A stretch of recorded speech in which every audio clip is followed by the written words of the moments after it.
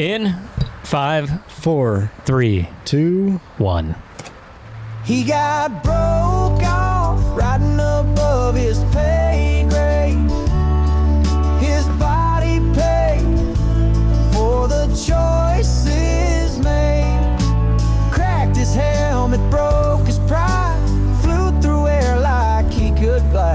But gravity don't cut no deals when you case a gap on blown out wheels. He got broke off. If you ever want that full song, I'll throw that up on Patreon, which is at patreon.com/Gnar Couch. It's called Broke Off. It's one of our many hit songs that we have produced here at the Gnar Couch studio. And we got another 30-second teaser at the end of this, too. I forgot. We do not perform, we only produce. Yeah, that's right. Chief is our chief producer.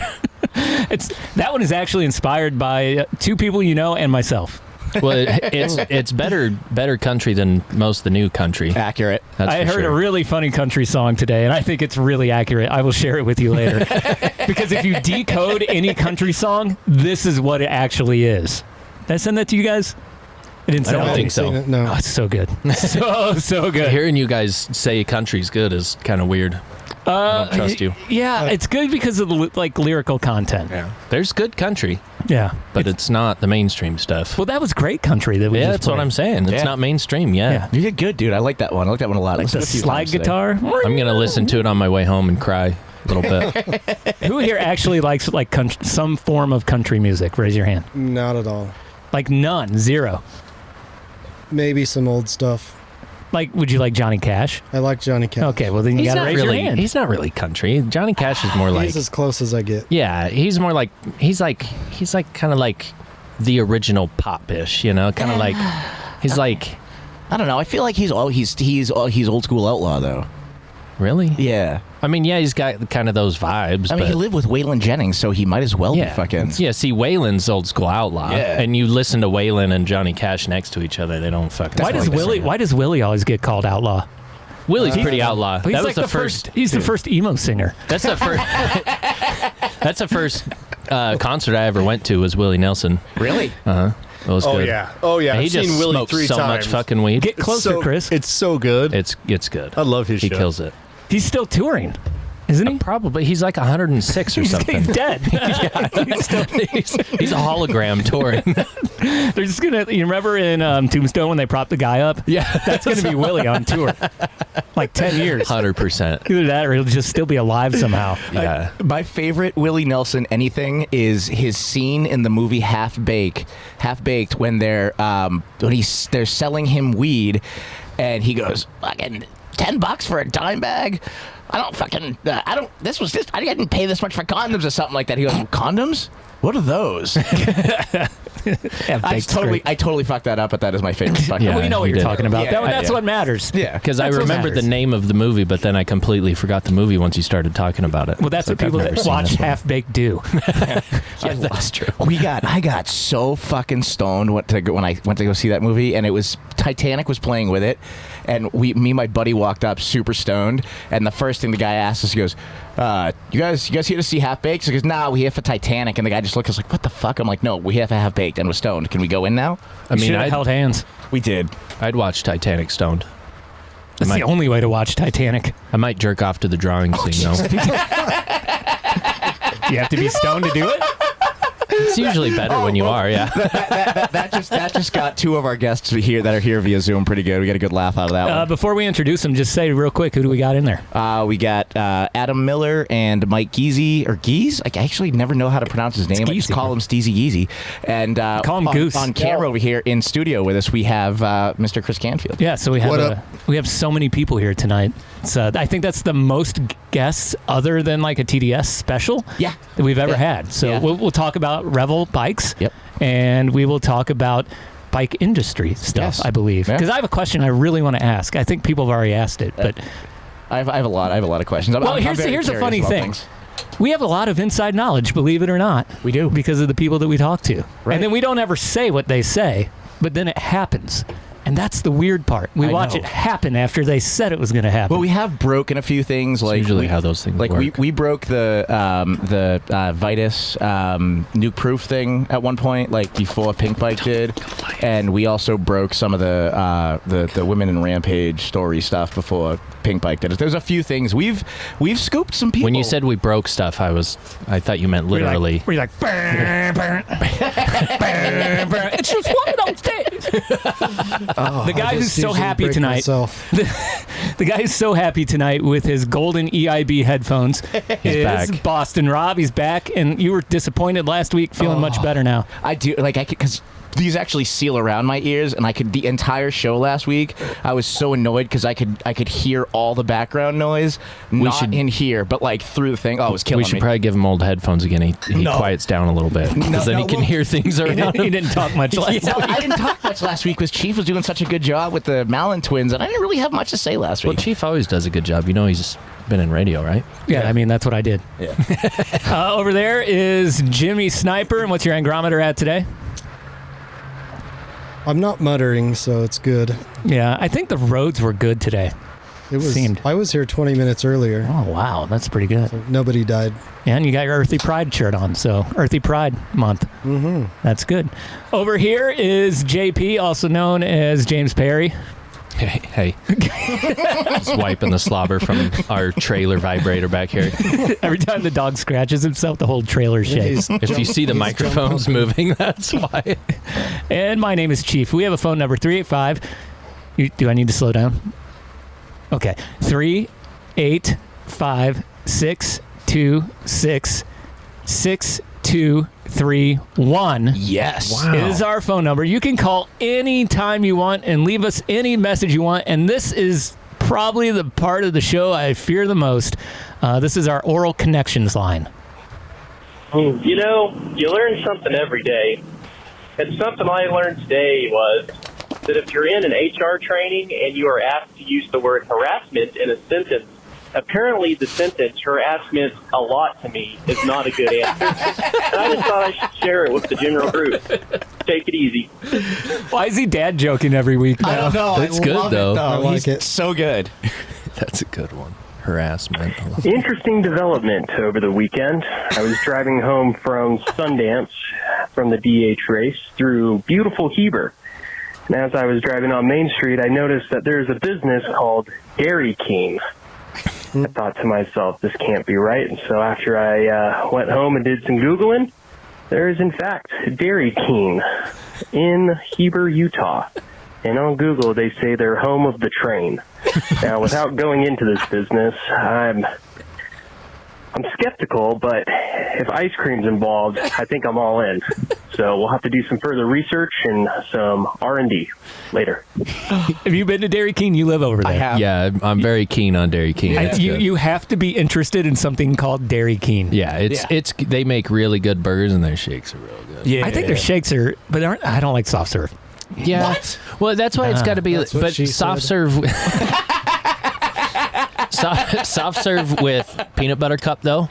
The Reese's peanut butter cup and soft serve just goes so good. Yeah, that'd make me shit my pants like any other soft serve. Dude, So now every I'm time. out. Whenever I have one of those, and you get like, my buddy got us and his wife. I say his wife because she made this comment. She's like, that's not a large. That wasn't a large, was it? And he's like, no, it was just the regular, the mini they call it, and it's kind of like iceberg. She like got halfway through it, and he's like, no, it was just the mini. She's like, oh, thank God. I thought I ate a whole large, and I was like, the mini's quite fucking large. I'm like, just because it says mini does not mean a mini amount of ice cream. I'm gonna go in and like whatever nice little Mormon girl that's working and is like, I just be like, can I have the train? You know what I mean? My friends are outside. Don't want to do that up there. Trust me, I know the cops. Okay, We got a nice long one here from. I think it's from somebody I'm going to see next week. So I'm driving home and it's really wet, and I'm thinking about something that I saw at work today, and it's that there's an acronym called an FMEA or FMEA, and since I work in the medical device manufacturing industry, for all that it's worth, you have to deal with these on a daily basis. They stand for Failure Modes and Effects Analysis Reports. So these things are basically giant spreadsheets of what all could go wrong when you're making something in whatever manufacturing field that you're in. So, much to my surprise, some idiot today was trying to call some shots in a meeting and actually did not understand what that was. And he also didn't understand why medical grade epoxy might be a higher risk item than he initially thought. And it reminded me of something. You see, Europe is oftentimes touted as some saving, amazing, awesome place of like pure medical freedom and like free medical healthcare and all this crap, whatever. So they went through a very serious change in how they actually regulate their medical device industry, like not even 10 years ago. Because before then, there was almost no standard of medical device regulation. So anybody was basically doing anything.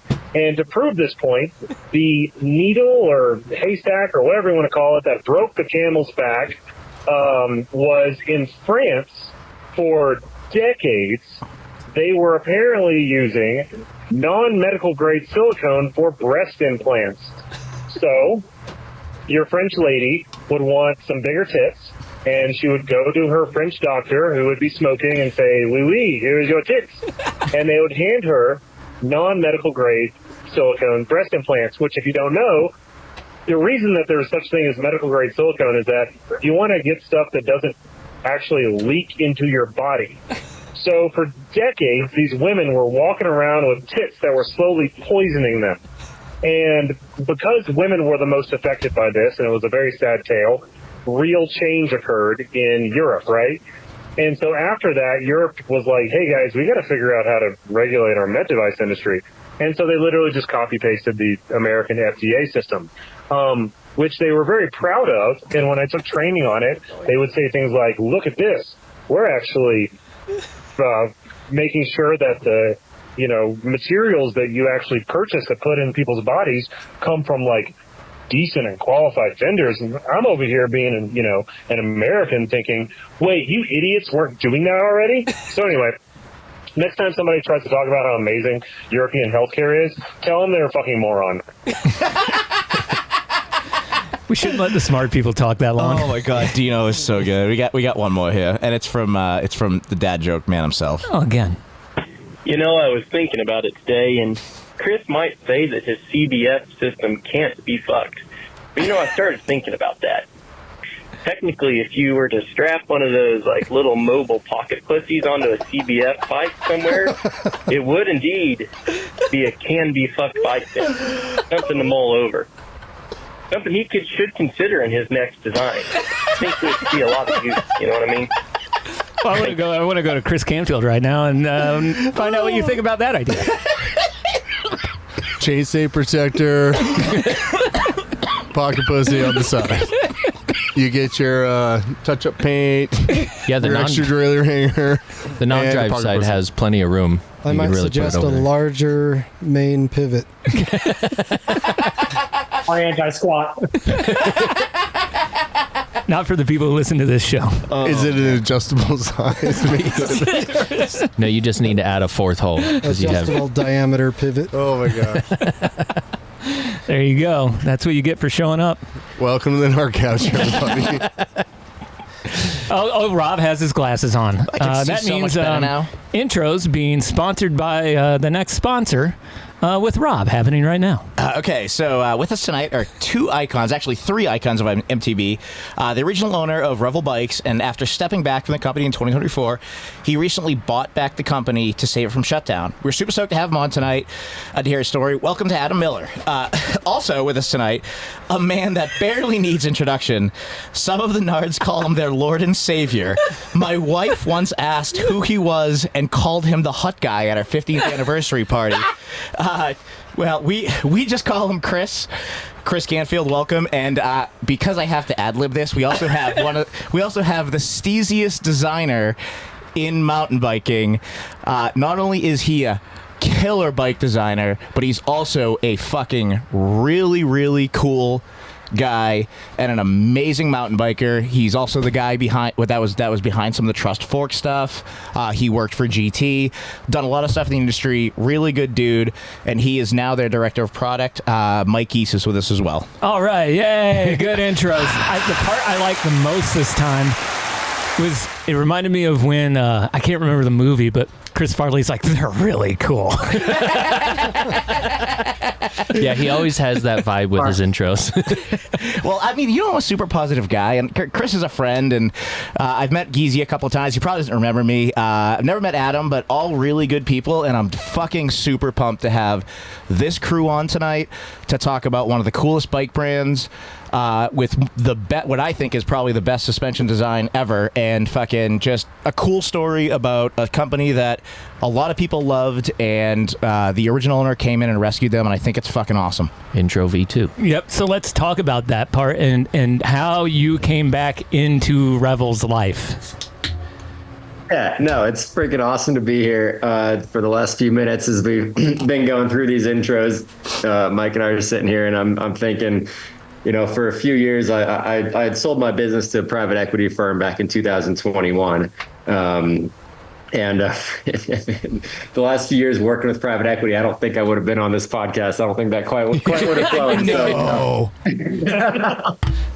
So it's pretty good to be back. I just bought the company back a few weeks ago. We're getting restarted again. It's really good to be back. I was on the phone with Chris Canfield a week or two ago, and we were talking almost every day through this whole process. And he was all of a sudden, he was like, "Oh man, would you want to be on the Gnar Couch podcast?" And I was like, "Oh hell yeah, absolutely." So anyway, it's fantastic to be here.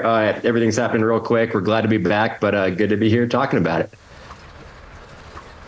Well, we're excited to have this is like a all-star lineup, having all three of you here. Chris's fourth time. Yes, fourth time. Yeah, and we've had Giese on once. Am I saying it right? Yeah, Giese. Okay, yeah. Rob's just easy. Yeah, I know. That's what I thought. But Rob, he threw me off. It's like if you didn't throwing Rob under the bus. It's like if you didn't know how to say geese plural. Giese. Look at all these geese. Is that what it is? I think so. I'm not sure. It's like moose and meese. Well, okay. What made you say? What made you say?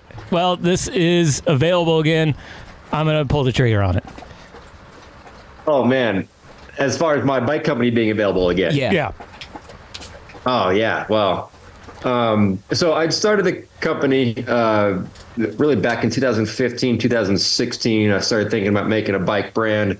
I was living in Ogden, Utah, riding bikes. I got to know Chris Canfield out there. Got to know Mike Giese. Got to know a few of the crowd there.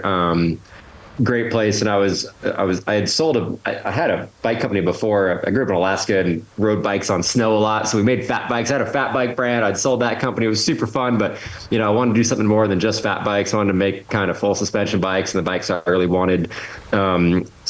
So in 2016, decided to make a full suspension bike brand.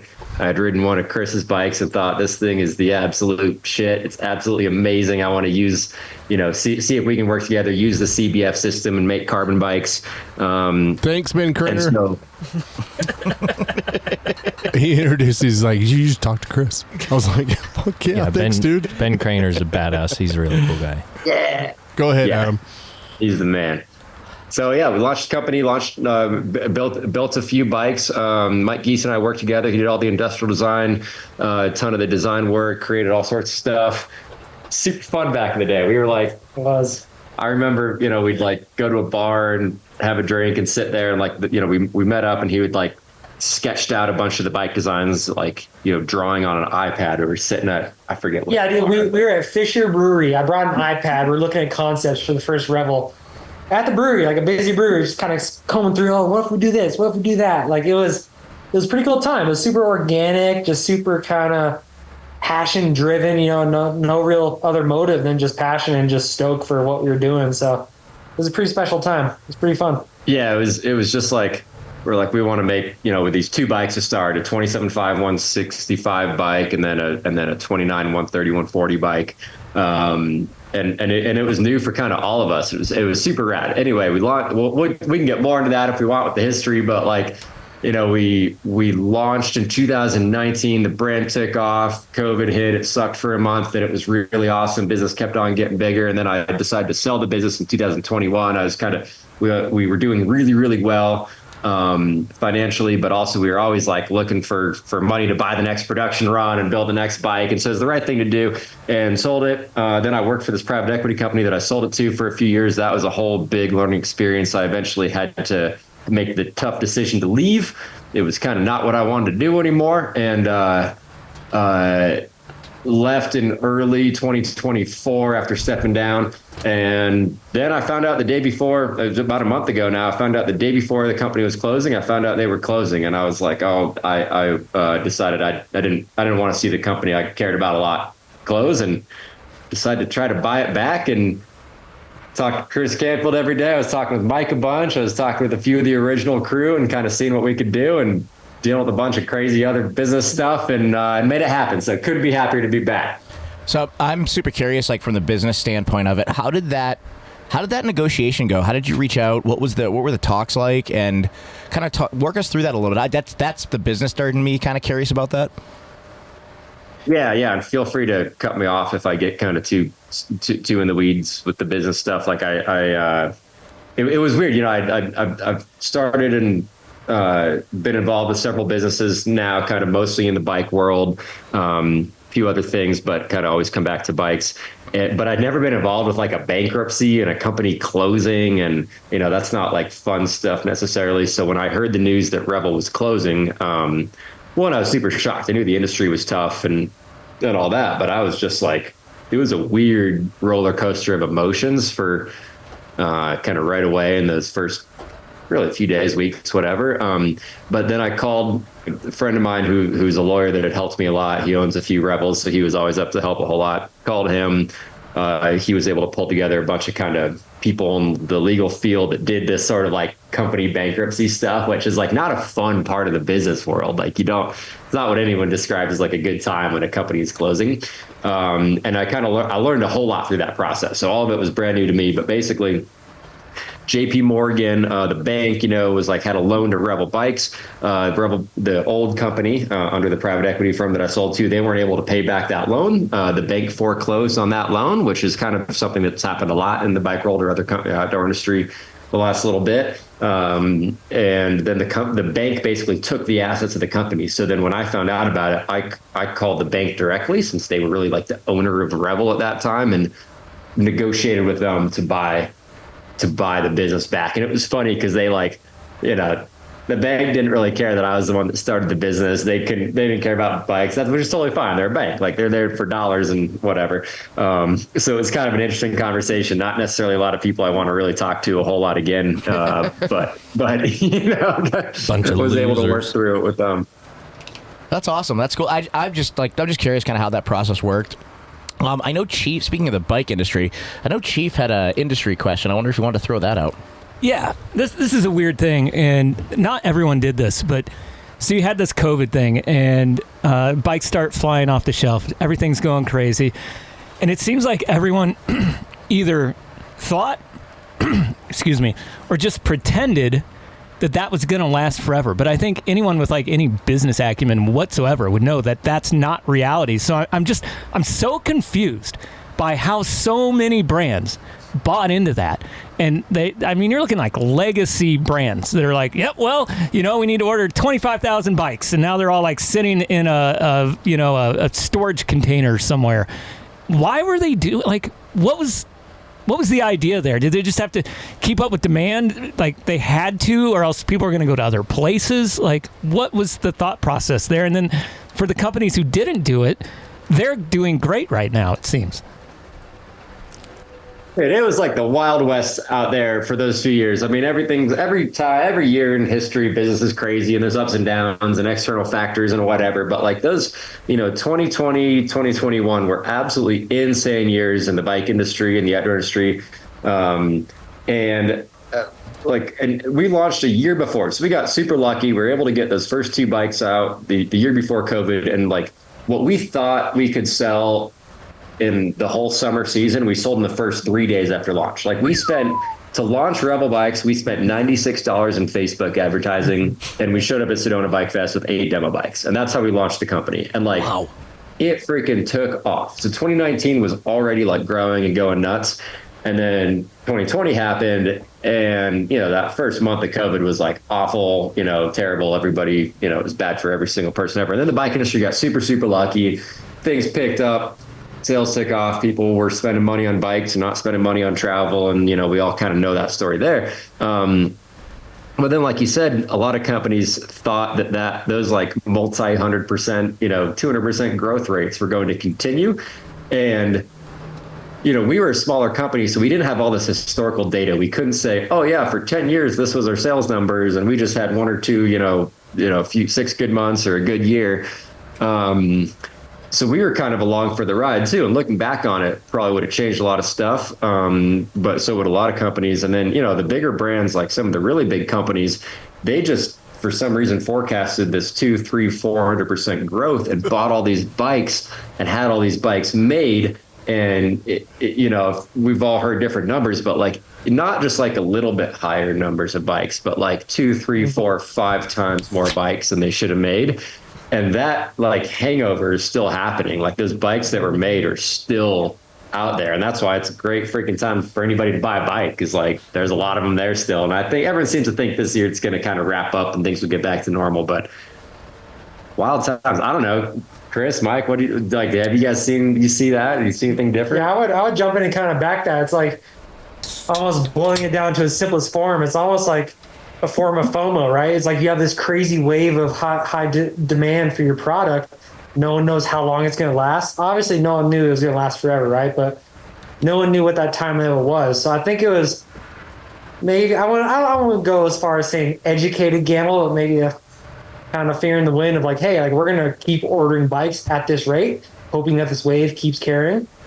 But everyone had that same idea, right? So it's like lead time started to get pushed, and like the actual, like I mentioned, like lead time for the product itself grew exponentially, 2x, 3x, 4x, stuff like that, right? So those are some of the unforeseen things that kind of created some of this chaos. But I think it was just I don't want to say it was greed, but it was more like opportunity FOMO of like, okay, like we got to capture this wave, got to keep ordering, got to keep making our nut on this. But it all came crashing very quickly, unfortunately. Oh, yeah. I saw all of it go down like as a sideline guy because I was left Canfield and was watching the industry. I've been in this industry since 99. And for years and years and years, like two decades, it was consistent every year. Boom, boom, boom. Like clockwork, that was the amount of customers and sales you could do. And we never really saw kind of a hiccup except for the 09, 9/11 thing. Those were small hiccups that happened, and for a year it was like, and then it just kept rolling. This one was like, holy cow. The level of sales was through the roof. Bike shop owners were handing the keys to their office manager and buying houses on Lake Tahoe. Really? Uh-huh. I didn't know that. Very specific. Like an extra $2.5 million, like in 1 year. Well, yeah. So actually, I understand where you're coming from here, because I worked for a bike shop for a little bit, and I heard all the stories about it. And that's this certain bike shop. They at one point were exposed by over $2.5 million, and nothing was moving. Well, and yeah, around that time, Mike bought a Ferrari too. I remember seeing that. I was like, oh, he must be doing all right. Even though he's got a basement with 300 fucking bikes in each one of his stores. Well, it was just crazy too to like see the expansion of bikes. Like, and the Revel thing is nuts because it went like 0 to 200 miles an hour, like so much faster than any other brand that I had seen move like that was new. Like you see brands come in and you're like, those bikes are kind of whack. Yeah. And that's like your initial thought on that brand. No brands being mentioned right now, but we can think of at least a couple. But Revel you look at and you're like, okay, I know what that bike is. I've seen a similar bike somewhere else, and it's got a sick design. And it's carbon, and people love it. Yeah, and I remember the initial buzz over it. And actually, my first experience checking one out was with another former guest, Mark Kugel. He had one. He had a rail originally, and he like fucking best bike ever. He's still fucking the last time I talked to him still said that's probably the best bike he's ever had. Yeah, I mean, they definitely have like a cultish following. I mean, when I got online and saw that they were planning on shutting down, the amount of like customers and people getting on just like, oh no, like, you know, saying that, you know, if they stayed around, they'd buy another bike. Kind of like when you're about to die, you promise God you're going to pray and be a better person. Well, everybody started doing that with the Revel Bikes. It felt like. And I remember when I saw the fucking post on Pink Bike or something, I immediately tried to go to the Revel website, and you could not touch that website. It was it was ridiculous. Like I think for 2 days I tried to load that website on my phone and my computer, and I could not fucking load it. Maybe they just forgot to update the security token like we do. No, that was like, so like I was still like it behind the scenes, wasn't like, hadn't gone into the Revel office, hadn't talked to anybody yet, but I found out, you know, just a couple weeks ago when I first came in here, we were looking at the Google Analytics of the website. Because the same thing, like, man, when I saw the news go live, like, I was devastated, you know, waited a night, and the next day I saw it go live. Like, dude, it was awful. It was the worst thing I could have imagined. It was like 10 years of my effort. I worked with so many great people, like so many of us, so many people sacrificed, so many of the first employees, you know, like moved here. They left other jobs to take a gamble on this like startup company, like, you know, so many like factories, you know, that were making the bikes, like kind of took a gamble because they believed in the product. Like, you know, there's so many people like had sacrificed so much for the brand. So when that news went live, it was like, you know, the absolute worst thing ever. And then my phone started ringing, and I had to just turn notifications off because I didn't even know what to say to everybody.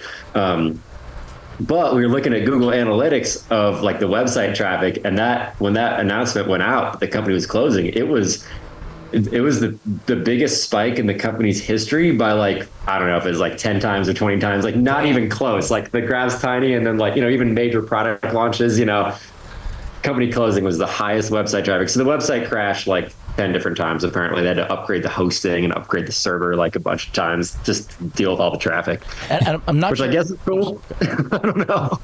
And I'm not sure if you can fully answer this question, but I'm curious, like, what led to the demise of that version of the company? Yeah, happy to answer it as best as I can. I mean, starting in 2023, I was stepped back from Revel, stayed on for a few months to help with the transition. Well, kind of a new CEO took over, and then stepped fully away. The private equity company just ran things like very differently. It was very kind of like big corporate company. As soon as we started working together, I was really hopeful, like, oh, great, I'd sell the business, you know, like nothing would really change. I could keep my same role, and all of a sudden we'd have more capital, because like everything was always like, how much money do we have to like make the next few bikes? Like the bike business is like super cash intensive. Like, you have to like have all this money to develop a new bike. You have to pay for your bikes. They take a few months to get there. You sell them to shops. It takes a few months to get payments. So you always like need a lot of cash, even for a relatively small business. So I was excited when I sold the business of like, oh, now we'd have plenty of cash to do this stuff. We could make more bikes. We could have better customer service. You know, we could kind of step it up a level. And for the first like 6 months that happened, it was sweet. We started developing some new bikes. We got in like the best carbon factory in the world. We built our own like warehouse facility in Taiwan with some friends that Chris Canfield introduced me to from that he'd worked with for years. And it was all these like awesome steps. And then things just kind of went south. Like the private equity firm just was really like corporate. Most of my job all of a sudden felt like I was doing finance presentations like for 20 hours a week. Like I had to learn how to do PowerPoint again. And I was like, yeah, right. Like, and like, yeah, we were talking about this a little bit. Like, hey, if when your day-to-day job is like talking about what you do instead of doing what you do, that doesn't really help.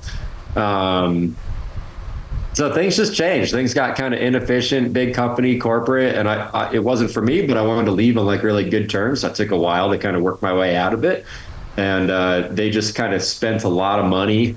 And I think focused on things that probably weren't like the best thing for a new boutique, relatively small bike brand trying to make awesome stuff and being really authentic. So just kind of got away from the roots a little bit in that sense. I don't know. Chris, what do you think? You were close to it. You were making the suspension designs and like seeing everything happen. What do you think?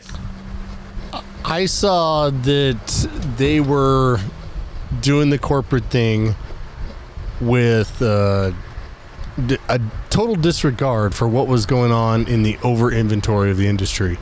The 40% offs, like explosion of closeouts everywhere, and basically shops were getting undercut by the factories. Mm-hmm. You know, people were buying bikes at like the cost that pros get them for, and no one was making money.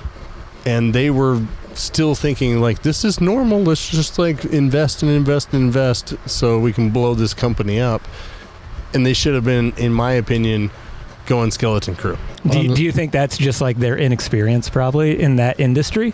Like, I don't know. It's very I have no idea. I'm not that. Wasn't that close. I just do some pivot points. Well, and I mean, even just from afar, it's like one of those things where it kind of seemed like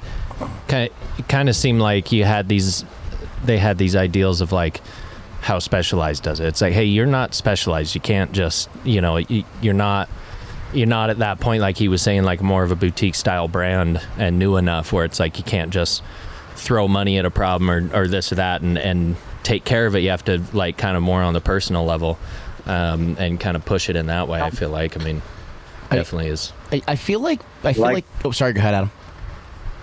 Well, no, I was just gonna say, like, we're a very small company, like made some great bikes, won some super sweet design awards and product awards and stuff, like, really made a bigger splash than I ever expected in the beginning. But all things considered, we were still a tiny company. Like, we're based in a small mountain town in Colorado. We're down the road from Snowmass Bike Park. Like when we'd go up to Snowmass Bike Park, all you see is Revel Bikes, and if you just stay there, you're like, oh my God, Revel Bikes is like half of every single mountain biker owns a Revel. Well, then you go a few valleys over, you go a few states over, and you go to a different country, and like that's still like a very, very new small brand in the big scheme of things. So like, I think it was easy to maybe think like, oh, everyone knew about Revel, but like absolutely not. We were still a pretty small new company, and I think remembering that and focusing on like how you build that. How you get customers stoked, how you spread the word all over the place, how you get customers who buy one Revel to get another because they love it so much and had such a good experience with the brand. Like that's the stuff that matters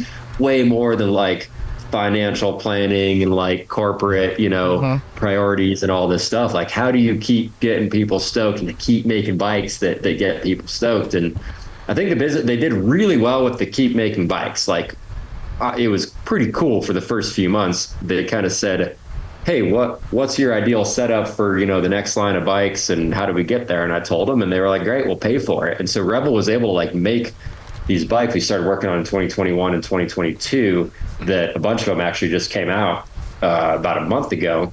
And those are bikes that are like, they punch above their weight class. Like we were able to develop those as a company because we had a lot more resources. So that was awesome. But then I think, later on after that, they kind of lost sight of like the stuff that really matters and what's authentic to like a new boutique bike brand and just sort of like, yeah, like maybe should have cut back a little bit instead of just pouring money on it and having this like burn rate. I was like, burn rates are fine for a software company. If you're losing money every month, that's not really fine for a bike company. Yeah. No. So yeah, you got to run. I feel like you got to really run with that like kind of getting people stoked, like you were saying, the smaller bike feel and getting people stoked on. You got to run with that for quite some time, especially in the industry. And there's so many brands that have been around forever that you got to compete with and set yourself apart from them. You can't just join the herd of being a $1 billion company, when you're still a small player in a way. A nice herd to be a part of. Oh yeah, for sure. and so you one of the things you just talked about mentioned was like building the stoke for the brand, and I feel like over the last couple of years, like it's been one of those brands that's there, but people have kind of felt like they've lost their stoke for it, and I think this whole thing is going to bring it back to where it used to be and where it was when you started, dude. Like, the amount of things I'm seeing out there about this is amazing, and I'm so stoked personally to see it, and also the rerun I'm a nerd and I love lightweight e-bikes. I actually own a Relay. That bike is, I'm Bosch system. Love that thing. Good job. Hold on, I gotta talk about this. I mean, listening to Adam talk about the money coming in and the big corporate, this rerun is one of those. We shouldn't have been able to do this bike. Yeah. I can remember you talking to me a while ago, not saying who it was, but trying to figure out how to wrap that motor around your suspension, and like doing all the work you were doing to figure it out. And I didn't know. I don't think you ever said it was for Revel, but I remember you talking about that. Oh yeah, because basically the motors are in the way of proper kinematics layouts. Your link can't fit in the side of the motor, and so what do? What every single multi-link company is doing is throwing their lower link super high above the motor box because they have no other option, and so you have extreme over anti-squat pedal kick out of that system because it's way, way, way too high. And we were like, nope, let's keep it on like full gun CBF, center of curvature straight on top of the chainring, and we had to wrap around the sides. And it took so long to get enough room and a bearing and a strong enough link to make all that work. And I've ridden this, and even in like middle mode, I was whiskey throttling out of corners going up the hill, going, people need full power. What? This is 42 pounds, dude. Rock and roll. My Relay is 43, and seeing the weight, that weight and the power and that motor, Wait, and 42 pounds. Yeah, and knowing that my enduro bike is 40 pounds, and knowing no motor, it's so sick. And knowing that SX motor punches above its weight. It says so 55, strong, but it punches way above its weight. I was literally whiskey throttling, and I wasn't in the full power mode. Yeah, and. Honestly, that thing was so sick. I was like, when do I get one? When do I get one? So before Adam left, he promised me one of these bikes, and then he left, and I was like, I'm never getting an e-bike. Okay, so son of a bitch. Also, nerd moment, and this was my comment a week or so ago on one of the posts. TK421, best bike color name ever. So good. I don't get it. Is that what color is it? TK421 is a Star Trooper in Star Wars. Yeah, the Stormtroopers, the white Stormtroopers. Yeah. Oh, nerds. Okay, got it. Yeah. Nerds. 100%. Nerds. Awesome. The other one's cash flow, and it's green, so that's pretty badass. I like the cash flow. Yeah. What? Did Giese come up with that stuff?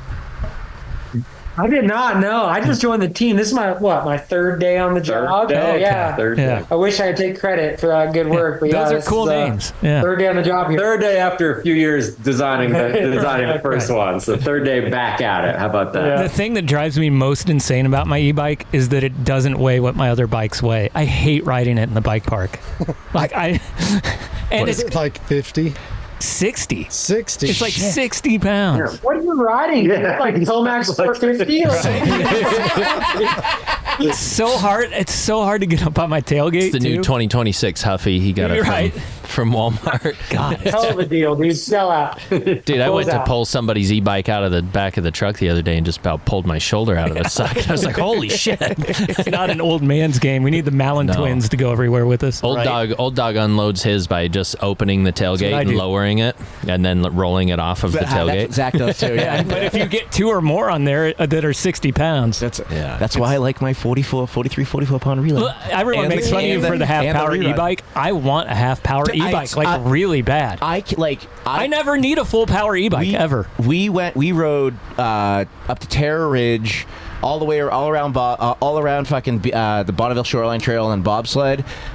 Came back with 60% battery, and I kept they weren't dropping me on anything. That's honestly I'm probably gonna sell my Relay and buy a rerun because of the Bosch system and the CBF. That's like the best combination there could be. Dude, CBF and a motor is a match made in heaven. I mean, for like 5 minutes, I had an investor interested in talking to Chris about building a CBF bike with the Fazua motor in it because I wanted to put the CBF platform on a lightweight e-bike because of the pedaling efficiency and how well the travel just works on it. It'd be so good. It's so I'm fucking stoked. So awesome to hear, because we've had a lot of people ask us like, oh, why you didn't make a full power one? And like, you know, the full power ones are pretty popular, but we were like, man, what we wanted was not a bike that weighed 50 or 60 pounds. Like a 42-pound bike it feels way more like a normal bike. It was our first e-bike. You know, we're kind of a more analog bike company, so this is our first one. And I remember calling Chris and talking about this bike, and like, dude, we were both fired up. Like, yeah, CBF on an e-bike just makes all the sense in the world. It's already like this crazy efficient pedal platform that like tracks so well when you're climbing. Put a motor on there, it just makes it even better. You don't need a full power bike for one, and two, like making something that's more, it's like reasonable weight to throw around. Like, it's awesome. So I'm stoked to hear the stoke for it, because that bike's really freaking fun. Yeah, I want an e-bike that I can flip. Wait till you ride this thing. It is nuts. The Geo, the power, I was like, this is basically my enduro bike with a motor. It is. And it's about the same weight. And I'm going to be in Carbondale at the end of this month. I'm hoping to be able to meet up with Adam and possibly borrow one for a rip. I'm more of a zero power e-bike kind of guy, but I'm looking at it online. It's pretty sick. You will join the dark side. I won't do it. You will. I never will until I can't walk. It'll be a battle between me and JP. Last one to go. Jimmy and I are going to be rocking on the patios in our e-rocking chairs, just laughing at everybody on their e-bikes. Still, on your e-rocking chairs. I still don't have one. I know. Well, and I know that and I'm looking at this online because I hadn't like looked at it. And I had seen a glimpse of it, but it looks sexy as shit. But I just know that, especially a bike like this, where it's literally only 2 pounds heavier than my bike without a water bottle on it. Yeah. And I know that if I get it, it will be the only bike that I ride. That's why I haven't gotten one yet, because I know that they'll all just sit in the garage except for that one. Something I've always been curious about is when you're designing a bike and you're putting together the full build. What is your main decision points on the actual like build options? I know sometimes it's availability, sometimes it's contract stuff, but being a smaller bike brand, how do you look at that, and what are your decision making factors for what you choose to put on the bike? That's a fun question. I'll share my thoughts. Many layers, yeah, there's a lot of layers to that one. It's kind of fun because like I was like a kid reading like Mountain Bike Action when I was like 12 years old, like learning about all these bikes, and like I kind of geeked out on all the bike parts from a young age. So like the product, the spec side is pretty fun. Like, oh, you make this bike and you get to figure out what parts to put on it and what price to sell it for. But there's a lot that goes into it, and it almost gets kind of like Excel spreadsheety and businessy at times. But then you're balancing that with like what part's awesome and what part you want on your own bike, and can you get that on there to like make it work and make it a like reasonable product in the market. I don't know. It's a pretty fun balance, and that's where like as a small company, you know, the answer before I sold the business was like, man, it was like whatever the hell we wanted. It was like, what do we think is pretty sick?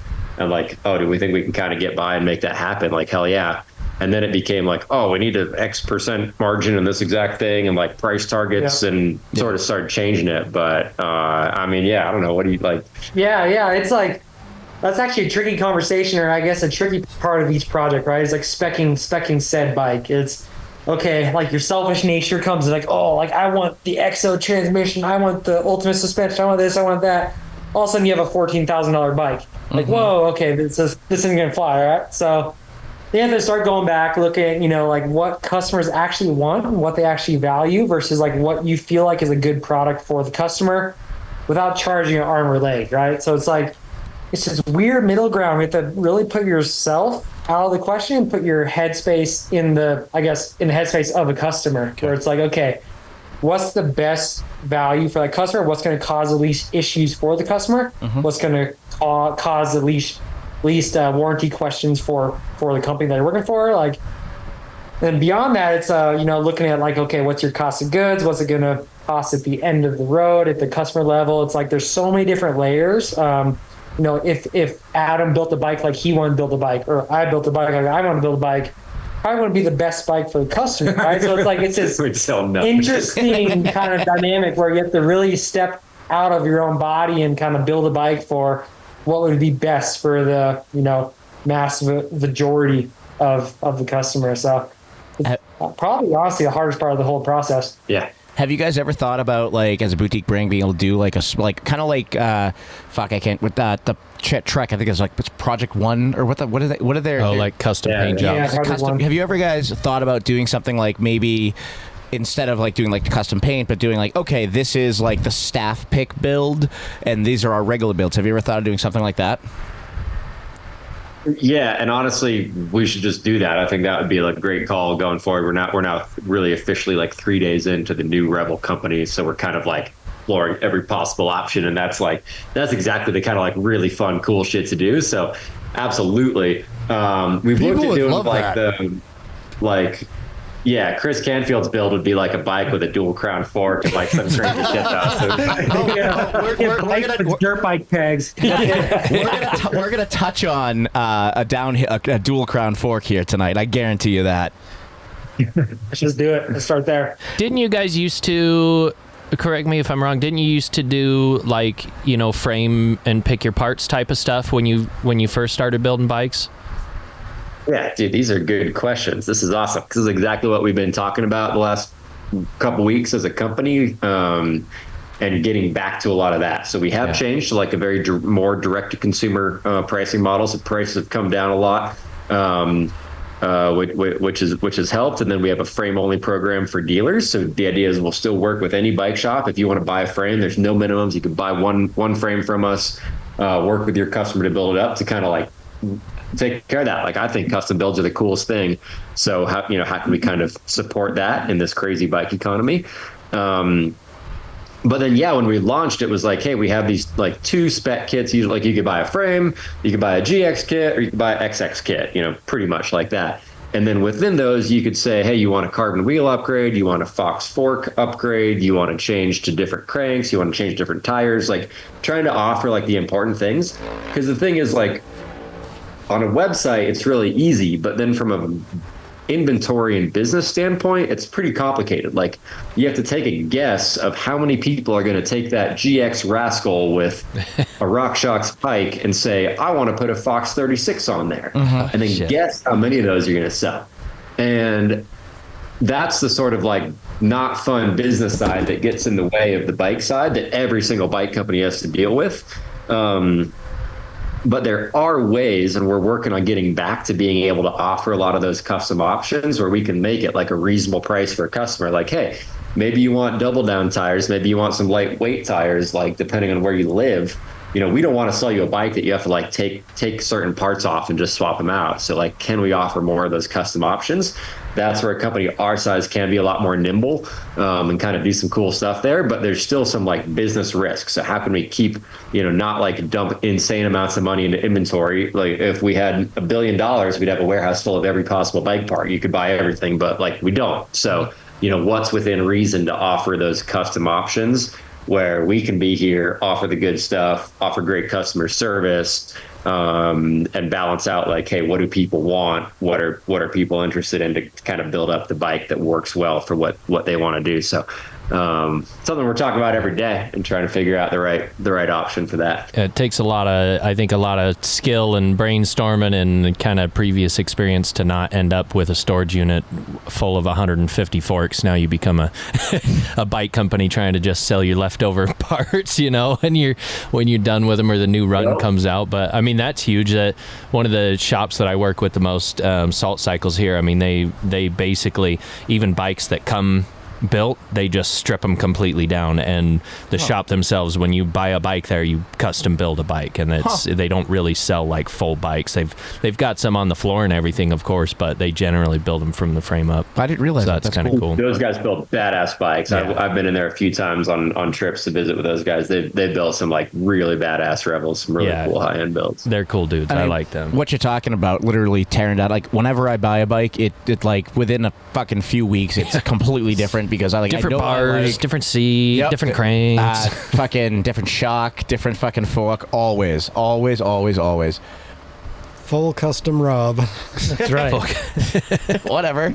I like what I like. Kind of along those lines, and like addressing the customers. What what has the feedback been aside from the website that people have been giving you, like, say, I don't know, like DMs or emails since this announcement happened?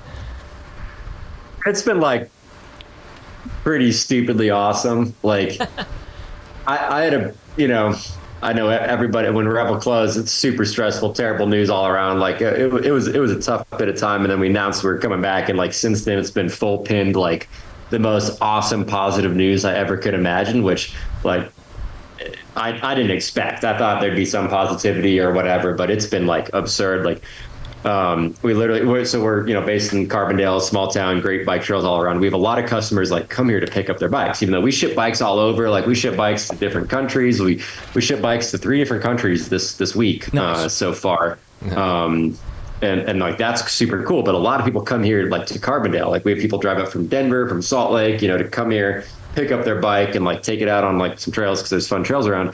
And I took a picture today of all the different booze that people brought us as gifts, and we have like an entire bar of like this guy today like came to pick up his bike, and he brought us, I don't know if you can see it in the camera, he brought us 12 bottles of mezcal. 12 bottles? Holy shit. No jokes, no exaggeration. 12 like bottles. some nice mezcal too. We're sipping on it right now. Careful, guys. Oh, well, exactly. Never. Yeah, nah. It's like buying a Stoke has been absurd. It's been beyond amazing. It's like we're still all so far behind, like hundreds of emails behind, because we have people that just have written us emails to be like, stoked you're back. And then like I got set up to like take customer service phone calls, which I haven't done in years. But I wanted to like answer the, help. We have a lot smaller team, so I want to like answer the calls when customers are calling in. And dude, the first couple days, it was like every 5 minutes. Well, the phone was just ringing like every minute. We got like 700 calls in the first 2 hours. And I just like, I sat there on the phone and people were calling just to be like, hey, I have a Rail 29. I'm so stoked you're back. Hey, I have a Ranger. It's my favorite bike ever. I'm so stoked you're back. I was sitting there like, we were all kind of like flabbergasted, emotional. It was a pretty freaking sweet feeling. Yeah, that's when you're I'm not crying. You're crying. That's cool. I mean, honestly, Adam and I talked all the time, and he was dying to get back in the game. Since he left, he was just like, "Oh, this sucks. Like, I wish I was like in the game. Like, I hear you talking, and I'm just like, oh, this is." I'm having fun, just not having a job. But I wish I was in the game. I mean, he's a workaholic, busybody. I'd rather go ride my bike. This dude is like constantly charging. Yeah, I mean, you gotta be, and that's cool to like see that you're getting the stoke back up, kind of like it was when you first going. I mean, that's, I think, like you were saying, is such a big part of a brand like that. It's just like the hype from the inside out, and I mean, it sounds like BMW diehards going to buy a Beamer from Germany and drive it on the Autobahn when they come and pick up a Revel. It's like show up, bringing you bottles, going to ride it out there. Like, it's just people that are stoked about their bikes. There's, they can feel it in the brand. I feel like that's cool. And I also, something that I think we need to remember here, like, dude, you were 20 when you started your first bike company, right? Yeah. Like, that's, and you're 32 now. That's amazing. What you've done, like, in the industry is really cool, and there's so much ahead. I think there's so much ahead of you for you guys in Revel. Like, no, man, he should have gone to college. Nah, fuck that. He reminds me a lot of Mike Randall, actually, now that we're talking about that. Yeah, okay. Total self-starting, and that's awesome. What's like the okay, hold on. We got there's a dog our stealing mini my horses walking through the trailer back and forth. God, they're stuck on his balls. Go light. Hold on, sorry. All right, we'll get those back somehow. I don't really need them. What is the process like as you guys move forward and you start to do some new designs and stuff like that? If you do, what's the process between Mike and you and Chris all like? It's got to be fun. Dude, it's like the best part of a freaking bike company is like, and that's how I got into it, because I wanted to make a bike, and the business side kind of came secondary. And I actually really like the business side, but it started with bikes. But it was pretty cool. Like literally like 3-4 hours ago today, me and Chris and Mike we got on a call for a couple hours to start talking about new bikes. And like, I don't know, I thought like that's like the coolest thing. Like For sure. Pretty fun. We got some good stuff in the works. We've all been talking a little bit, like kind of unofficially, as we're getting ready to make this a real thing again. So we've been throwing around ideas, but like literally the last 3 days, it's official, it's real, we're all here, it's happening. And now we get to like make all these bikes and just be like, I don't know, like just make it happen. Exactly. I mean, like it's operating like a true startup should, you know, like Adam mentioned that Chris, Adam and I, we all got on a call a few hours ago and kind of talking about, okay, like this is our next project. What do we want to do? Like, how do we want to reinvent? I don't want to say reinvent, but like evolve Revel into the next generation of product. Like, what do we want to give the customer? What's the next bike we want to do? What do we want that bike to feel like? What geometry? What kinematic? What this? What that? So it's this really cool incubation period that we're in right now. Just like cooking up cool new ideas, and like there's excitement and passion. Like, it's just nothing but good times and just ideas and just like cool excitement for what's on the horizon for Revel. Any more corporate brainstorming sessions? Yeah, we've been working on pitch decks. Went to school to get our master's in PowerPoint and Excel. So now we can use Excel to control PowerPoint, which is cool. You know, so you guys have your daily meetings about making meetings. Your meetings about when you're going to have more we meetings. Have a company-wide meeting, start of the day. We figure out, okay, how much time can we waste today? We have an afternoon slot. We can build a pitch deck for the afternoon slot and talk about what we're going to talk about the next one. It's super productive. Yeah, Adam's on LinkedIn getting more PowerPoint training. I've never been able to do the big corporate shit. It always drives me nuts. I mean, just the feeling. It's like when you wake up for work in the morning and it feels like fucking work in big corporate. That's the hardest part. I've been there at a very high level, and it's the worst. Yeah, I would definitely be in HR for the harassment type stuff. And so speaking. Yeah, I'm sorry to cut you off. I probably shouldn't share this, but I was having dinner with Adam last night. I was like taking a look at some of our files, taking a look at some of the stuff, just getting acquainted with everything, right? We saw all these crazy presentations and all this crazy corporate mumbo jumbo, obviously from the old regime, right? So I approach Adam like, dude, like, what is this stuff, bro? Like, we're not doing this, right? Like, you know, this isn't the way that we're going to work and operate, right? But please God, yeah, I guess I'm on the same page. That we're dude, and like he said that, and I was like, oh fuck, man, I should have told you earlier. Like, no, like for sure we're not. Like, no, dude, PowerPoint presentations that are like 28 pages long about what a head angle should be. Like, no. Was that a real thing? Yes. 100%. Confirm nor deny.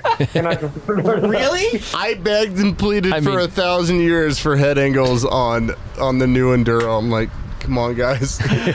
I mean, yeah, it's if you've ever worked in any type of corporate thing, my brothers started manufacturing the access control shit that I install, and I worked with them as they were building their company. They both sold it and made plenty of money and blah blah blah.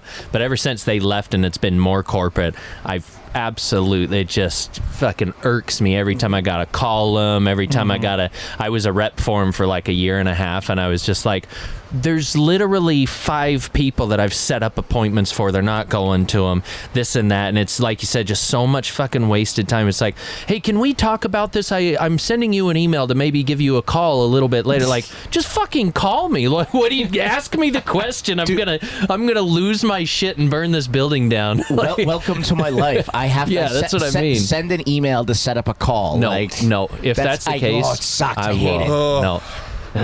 My boss will text me and I just call him. We give credit where credit's due. A lot of that corporate kind of strategy comes down to like CYA, like cover your ass. Like, legal lawsuit down the road, you have proof that like, hey, we actually covered this early on in the project. We have this written down that we talked about this. We prove that's correct. So like a lot of that comes from that. Yeah. It's just not efficient, man. I'm just so freaking stoked to set something up for the long term where that stuff doesn't matter. Like, hey, we're here to make sick bikes. Like, we're going to do it. We've done it before. We're going to do it again, and it's going to be sweet. That's sick. We went through a phase where I work on a small marketing team. where we would use every like marketing and business cliche we could in the meetings, but it wasn't just like me and another guy. It was like everyone was doing it, and then someone was drawing hot dogs on our little boards, like they had little walking hot dogs, or like hot dogs in different scenarios, and like every day you come into it, like every week we come into our marketing meeting, and it's just another hot dog doing something. Dude, that's what you want. I work with our jerk hand works with us, and it's one of those things where like everybody's asking us like man, you guys seem like you have so much fun at work, like you guys seem like you have a good time at work. But if I ever saw him sitting around drawing a hot dog on something, I'd lose my shit. I'd be like, dude, we got so much better shit to do. Like we're the best at what we do because we just do it, and we enjoy what we do because we're good at what we do. And it's like just so many people that flies straight over them. So it's cool to hear like just see these guys stoked about like doing the shit that works, because guess what? That's what's super successful. That's what people want to actually see. That's when you're like, yeah, I want to ride that fucking bike. That's how I feel too. I think in this customer base, you couldn't be more right.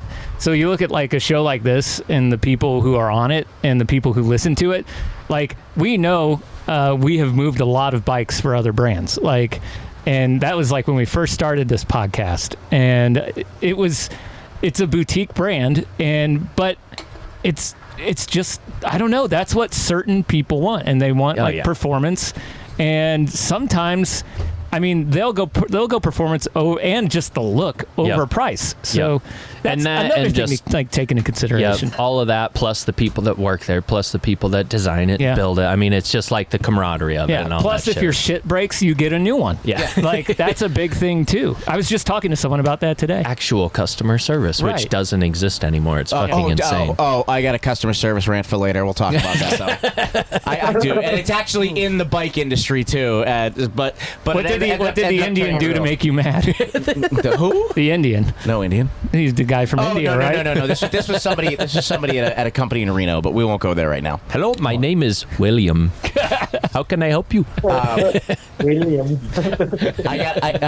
So we're talking about sick bikes and riding sick bikes. Are we gonna see a DH bike from you guys? The rodeo or a CBF version of it? We did once make a rodeo. That was a freaking fun project. Like that was like when Chris and I were talking about the e-bike to start, like that was an exciting talk. Like, oh, CBF on an electric motor, that's sick. But when we started the downhill project, that was just like, man, like pure passion, super fun. Like, oh yeah, we're gonna make a carbon CBF bike, and we're gonna make it in America, make it out of 3D printed thermoplastic. Like this is the sickest thing ever. We started that whole project. That would have been 2021, late 21, right, Chris? I think. Yeah. 22. Yeah. And dude, we cranked that thing out quick because we were super excited. We got this factory lined up, but the whole thing was like, hey, this is going to be an experiment. Like we have this potential new way of manufacturing thermoplastic composites. We can let's try this out. Knowing an e-bike is like the coolest thing ever to make, and it's probably about it's not a very smart business decision for a small company to make an e-bike, to make a downhill bike. So that was a full like concept bike. We launched it. The factory that was making it had some, they weren't. We kind of learned it was a little bit ahead of its time in terms of the 3D printed thermoplastic technology. So that wasn't really gonna be a thing for mass production. So we made it a concept bike, but we definitely want to make a downhill bike. It's gonna happen at some point. Just kind of a matter. We all want to ride one, right? Why not when. make one, dude? Yeah, it'll happen. I don't know when. That was one of the best looking Revels that I saw, and they just gave me free reign. Just give us your Geo, do everything you want out of a CBF downhill, and I was like, fuck, so let's go. You did do the suspension on that one. Oh hell yeah, I did all the CBF ones for Revel. Oh hell yeah. And I was like, let's go. This thing looks so good. It's sick. And I have like the Skullholio, the prototype of the 1.2. And CBF downhill version, you'll really realize how good CBF is when it's 8 inches of travel. Yeah. I mean, that's CBF's roots, and all that. Like giving you free reign on something like that, I can only imagine is just a freaking little treat. as a high pivot rider, there is still a huge market for low pivot downhill superstar, and they're becoming rare. And this one is good. And I was like, come on, guys. So all you Gnar Couch guys, just flood their emails with, I will buy this, build it right up. But be prepared to buy one, because I really want to see this actually come out. And these guys, it's last on their list. Come on, slowly but surely. I mean, the downhill bikes don't necessarily make a ton of money. They're more like you build a few hundred if you're lucky, and you sell them after a couple of years. Yeah. It's if you ever been in the industry, it's definitely like I used to run a bike shop, and it was like, oh, what bike have we had for 3 years? Oh yeah, we've got a full size run of the downhill bike from 2-3 years ago. Yeah. Like sitting there like, ah, shit. When it's the Ferrari, you don't sell that many. Yeah. Pay for half the bullet cost. Yeah, for real. Come on, one day. Let's go. It will happen. I can't wait. It will be mine. I think we're moving into the section where we ask questions from our listeners. So, sorry in advance, just in case. Yeah, God only knows what they're going to say. I don't have mine up, so you can go first, Rob. I'm gonna start with photosensitive cycling, and we can spread this one around the room. Is what's better, 4-bar or 69-bar linkage? And can you use cum as an emergency sealant? Hell, there it is. Yeah, that's why I don't know the answer. Like, what's the point? We all know the answer. Yeah, I think that's just a yes and a yes. Actually, no, I don't want to answer. Actually, this is a great. If Rob's filtering them out, right? Like if I'm not over here telling him not to do it, and he's doing it on his own, it was a bad question. This is a really cool question, and I'm curious what the answer is. Would you ever put pinion gear, if I can't read, pinion MGU on a bike, or is it not compatible with CBF? It is. It totally is. Realm, but yeah. You can do it, 100%. What the hell is that? That's the gearbox with motor. Okay. Gotcha. Interesting. Yeah, I mean, like, Chris, have you ever ridden a gearbox bike? Like, personally, I've never ridden a gearbox bike. I'm like super curious, and I see the like potential in that system. It's an interesting little gray area right now. It's the most like anticipated. We wish it was awesome, but the reviews have been kind of meh. I can see the love-hate in your mustache right now. It's just like, I wish it would work as well. I want it to be the end-all, be-all, and there's a certain friend of mine that works at a certain non-chain company that talks about everybody is working on a gearbox version of their motors right now. It's got to be, yeah. Oh, really? Because they're blowing up drivetrains. Yeah. Huh. And that just costs money for the companies if you can build something that you never have to work on or fix. I mean, motorcycles don't have a derailleur and a bunch of gears on the back wheel. Hanging out on the outside, dude. Bro, I hit power band. How's my 12th gear doing? Well, just every... I tried to shift under power and it just blew up. I don't know what happened. I will give Axis a whole lot of credit where that derailleur has been on my bike the longest, but I usually go through like 2 derailleurs a year at least, and it's just like... probably my most. Like, just challenge that, right? Like, gearboxes need service. Like, what if you have to go change your fucking oil on your mountain bike? You gotta go buy 10W40, throw in your gearbox. Fucking start draining oil and changing this and that. Like, that's kind of the devil's advocate of that, right? It's like there is some sort of service that it's not an end be all. So it's like, what does that look like, you know? I definitely try and get a royal purple. You okay? Like a royal purple sponsorship, yeah. This one's from Dinosaurus Rex. Will you be changing your name to Vel a la Fazari to Ari? No, we still have our Fez over here. So. I think you're more of a Rev than a Vel. Well, it's actually somebody asked the question. Kind of answered that one. Yeah, somebody asked the question about the rodeo. This one can go around. Go ahead. The one from Disco Dave. Oh, yeah. You want to read it? You can read it. I can't. I don't know which one it is. You don't have it? I do, but he doesn't have his glasses on. I don't actually. That's the problem. I can't see it. Full grainy or the edible just kicked it actually. Full edible. Full enema. Full grainy panties or thong when shredding. Let's go around the room for that one. Chris, we'll start with you. Dude, I cannot do anything but some serious, like, sports tighty-whities. Like, I pick up these superstar ones in Taiwan. They're my favorite. They're all ventilated and perforated.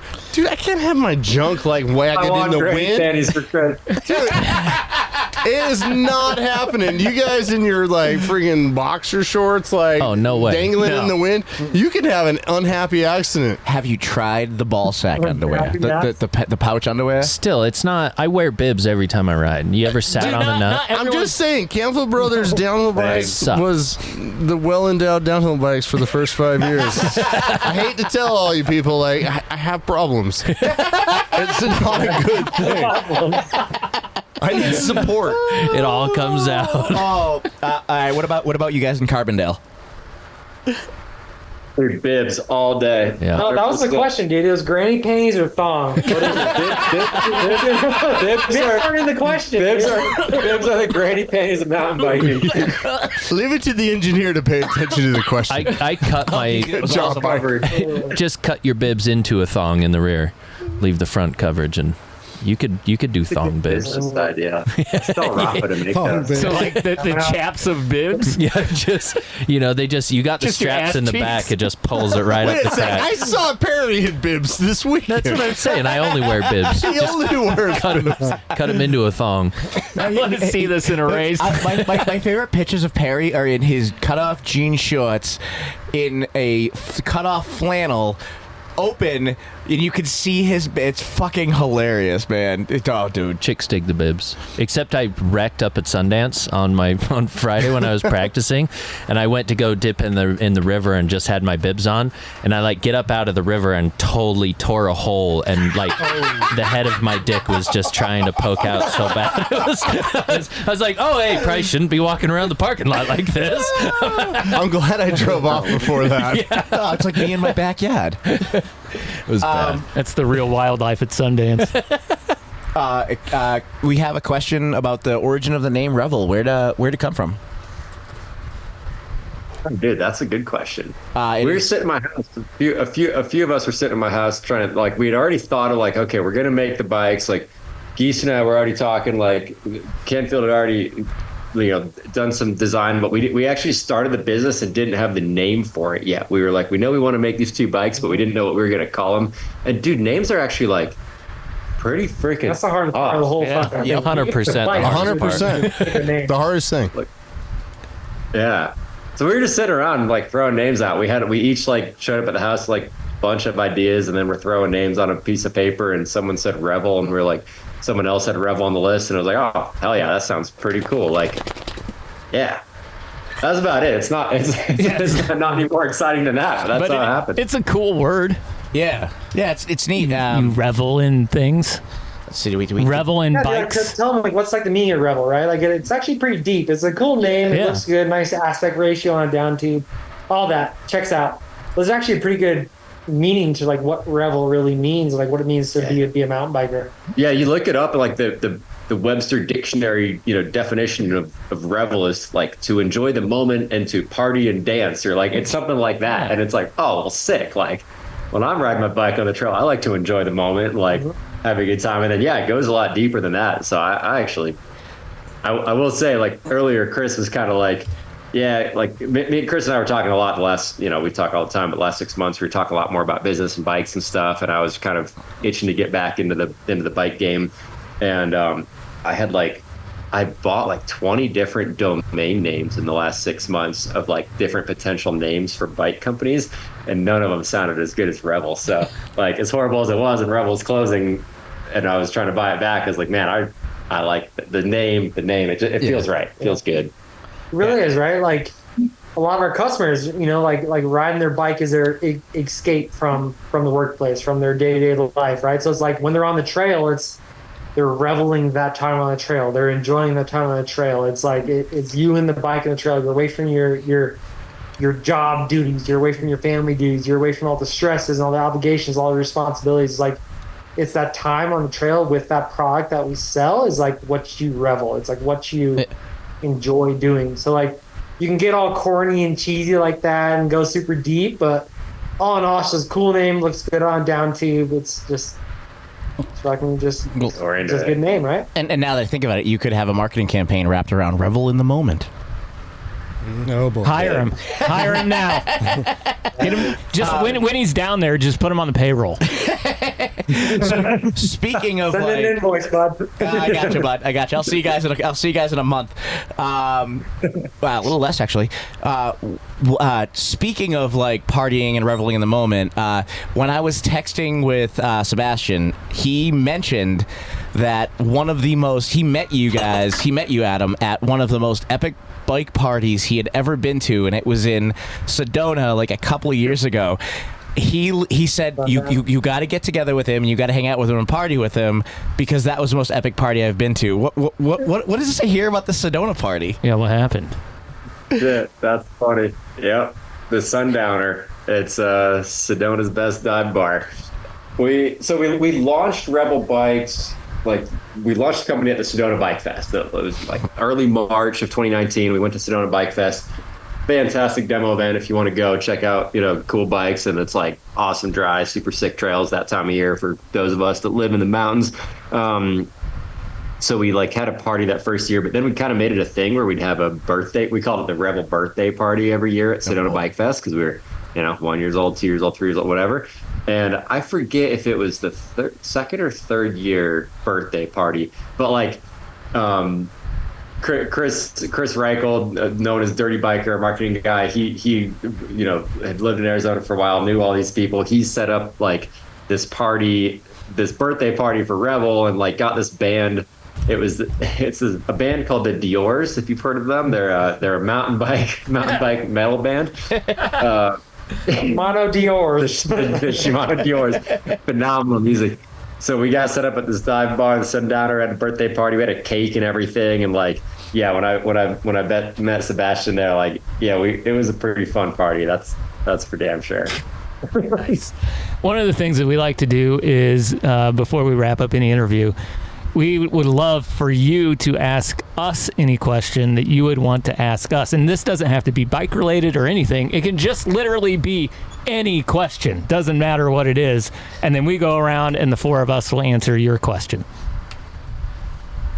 You sleep at night. Comfortably. No. Not well some nights, because I hate my job. Mostly pretty good though. So do you have one that you want to ask? I'll ask you something from like the mountain bike, designer mindset. Like, what do you guys look for a mountain bike? Like, when you're buying a mountain bike, say, I don't know if you guys get discounts on bikes or whatnot, but say you're a normal customer buying a bike, what do you look for? Is it price? Is it spec? Is it ride? Is it colors? Is it fucking flavor of the week? What is it? That's a great question. It's like for me, it's usually attached to the brand that I like. So I'm a big fan of Transition. I went back to riding them a while ago, and it's usually the stoke around. I'm a nerd for fucking marketing. So for me, sometimes it can be the stoke around the bike, or like that fits a mold. That's something I really like, and it has the build I want. And even if I like the bike, and it doesn't have the build I want, I'll still buy it knowing that I can sell the stuff. Or sometimes I'll wait. Like I was thinking about buying a regulator for a while, and now I'm like, I'm not going to do it because I like SRAM components, and it's not going to be on there. So I mean, for me, it's a litany of things.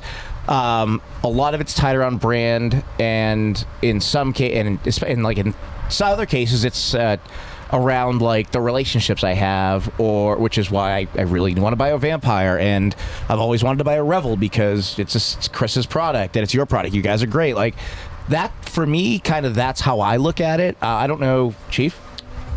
Will the bike do the thing I want it to do? And that's the most important thing, which is typically jump. So will that bike be smooth, even if it's a downhill bike and I go to the bike park? Will it get pop off the lip? Like, can I take it to I Street if it's a downhill bike and ride it up there?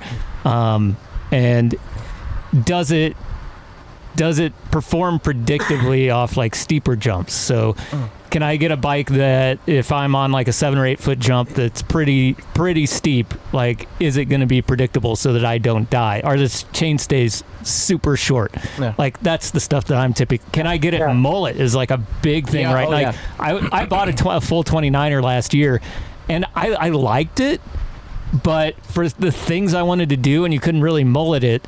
Because it just made the head angle like 63 degrees on a 150 bike. It's ridiculous. Like, so that's for me is like, will that bike jump and do the things I want it to do? I don't care about going fast because I'm not good at it. And I'm going to piggyback by that by saying, like, for me, it's also, will it perform well at a bike pack? And when I bought my last analog bike, I bought a Patrol, and it's like, okay, I was originally looking at Aspire, but then I'm like, wait a minute, mullet and more fun.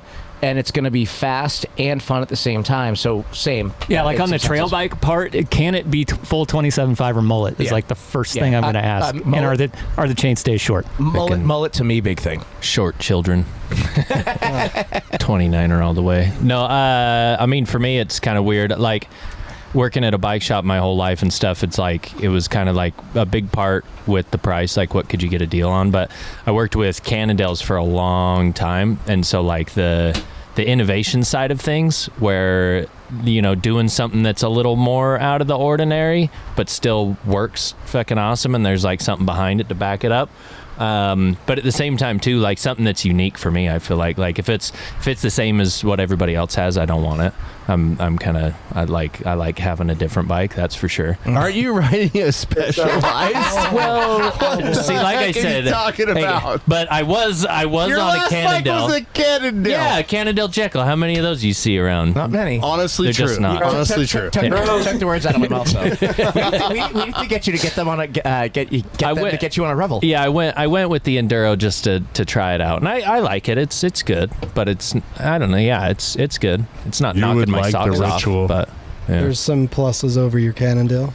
Yeah, to that. Yeah, I think sizing wise, my Cannondale, both of them are XLs basically, and I've got enough reach and everything, and I've ridden the bikes long enough. I used to be a high poster when I very first got my first enduro bike, and they, dropper posts were becoming a thing. I was like, dropper posts? I don't need a fucking dropper post, you nerds. And I went, and I went to my first enduro race and just high posted the whole fucking thing and was like, oh yeah, I'm buying a dropper post tomorrow. So I'm stubborn about some stuffs, but I like a unique bike in a way, but at the same time something that's like proven to work well. Yeah. I like to go really fast, but also something that can do everything. So it's like speed and jumps at the same time. I don't know. Predictability. Dude, you would love that ritual. Yeah. I gotta try one out. I know. Well, meet me when I go see them. They look sexy. Yeah. They put the stash box on them. They got aluminum links, like propertized. That thing is badass. See, I like aluminum. We're gonna use that. That's our new corporate term. We're gonna make a PowerPoint presentation about that. on the website, propertized Revel Bikes. It's propertized. Jimmy? Yeah, so I don't go through a lot of bikes. I don't buy them frequently, but looking back at them, I tend to start with the suspension platform. So if I go back to when I had an Iron Horse Sunday. Oh, nice. I loved it. I had a Demo 8, and I was mostly a gravity rider, so I just needed to know the suspension is what I wanted. After the Demo,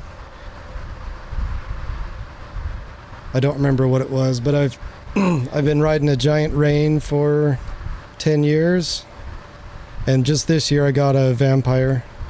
So for me, it all started with the rear suspension, and if the bike fit. I didn't really care what brand. I just wanted it to feel right. Thanks a lot, Dave. That's a compliment.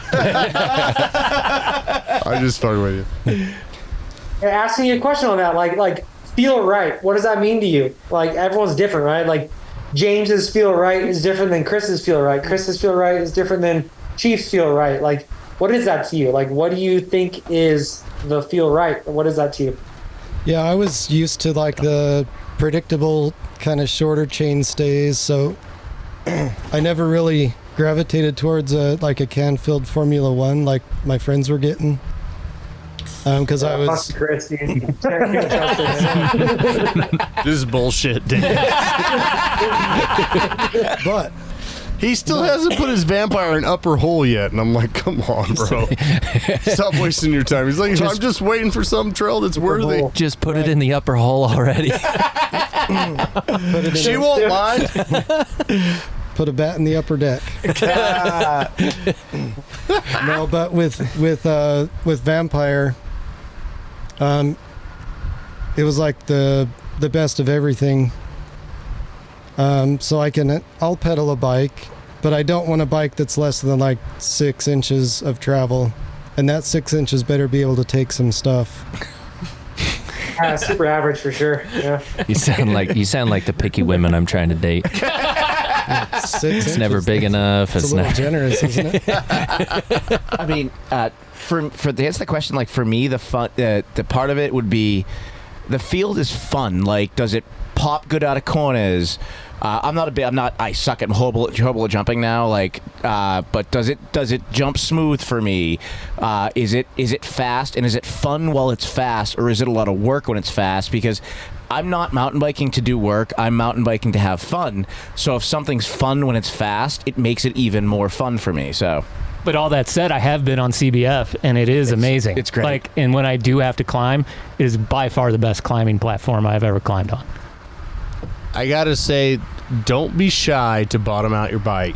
Mm-hmm. No. I had a guy talk to me today. He's like, dude, like, do you ever bottom out your fork? I'm like, I bottom it out all the time. Every time I ride, that's He's the like, point. you said you ride your stuff soft. And I was like, yeah, but I also air Gwyn the fuck out of my fork sometimes.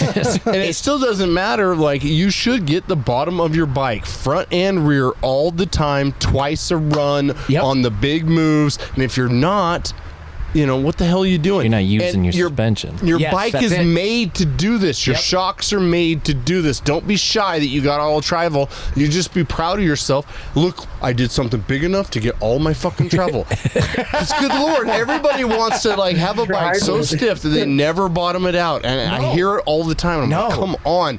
If you have an 8-inch travel bike and you never get all 8 inches, what are you doing? The only thing I can bottom out is my bike. I mean, if you were dipping like half shaft when you were fucking the whole time and you never bottomed it out, you never clapped cheeks, at least see how it feels. What are you doing with your life? Oh my God, they're laughing. At least see how it feels. No, like that's why, and that's why a good rear shock is super fucking important. Sorry, well, hydraulic bottom out. I used to tell people travel isn't like money. You don't have to save some in the bank. Right. Oh yeah. Yes. That's why I call the O-ring on my fork the fun meter. Yeah. How much fun did you really have? Yeah. I love it. So that guy that wonders if he ever bottoms it out, he needs to watch my kid ride. Yeah. He just. I'll get close on most rides, but his Cheef can vouch. He'll clank Just the straight crap through out of it. that bike. Yeah, I've seen him clap that bike. I've seen him clap the shock. Oh my! And that's a 180 bike. That's not. Yeah. Dude, I think my son's starting to take after you, as not me, because we were ripping Zooropa last week, and there was a couple of jumps that he would huck to flat and just absolutely clap that shock on that ripcord. Yeah, but he's also taking after you because he scorpioned his bike that night as well. My God. He crashed so fucking hard on Wednesday night. I feel bad. He fully eject, like sitting on the seat going over the jump because he blew his feet off.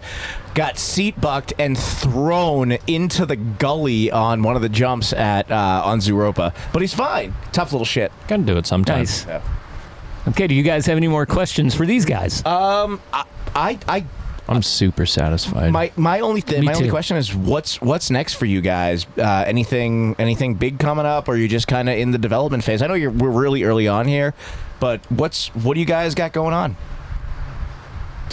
We got. I mean, this is the fun part. It's like how many cool new bikes can we make and what sort of fun stuff can we do? But we're I think big picture, like we're in this for the long haul, like how to make awesome bikes and keep doing this for forever. Like this is the coolest thing of all time. So I feel super lucky to be back. But like we got the rerun, the e-bike. Those are being assembled. They're going to be shipping this week. We're going to have those here in a few weeks, then shipping out to customers. So we're excited for that e-bike actually getting out there to the world. Got the ritual where those are starting to trickle in and starting to go out the door. So that's pretty awesome. We got some new bikes that are just showing up here and so that's fun. And then working on a bunch of new stuff. We got some pretty cool stuff in the works, I think. Sick. Yeah, we mentioned earlier, Chris, Adam, and I, we had a meeting today about the next new bike. So I'll let your imagination do all the work. But yeah, we're pretty excited, kind of what we're working on, what the direction of Revel's going to be, kind of what the next stage of product's going to be. And yeah, we're excited to get rolling and start unleashing the beast here. I mean, you guys really haven't seen what's coming out with the rerun and the ritual.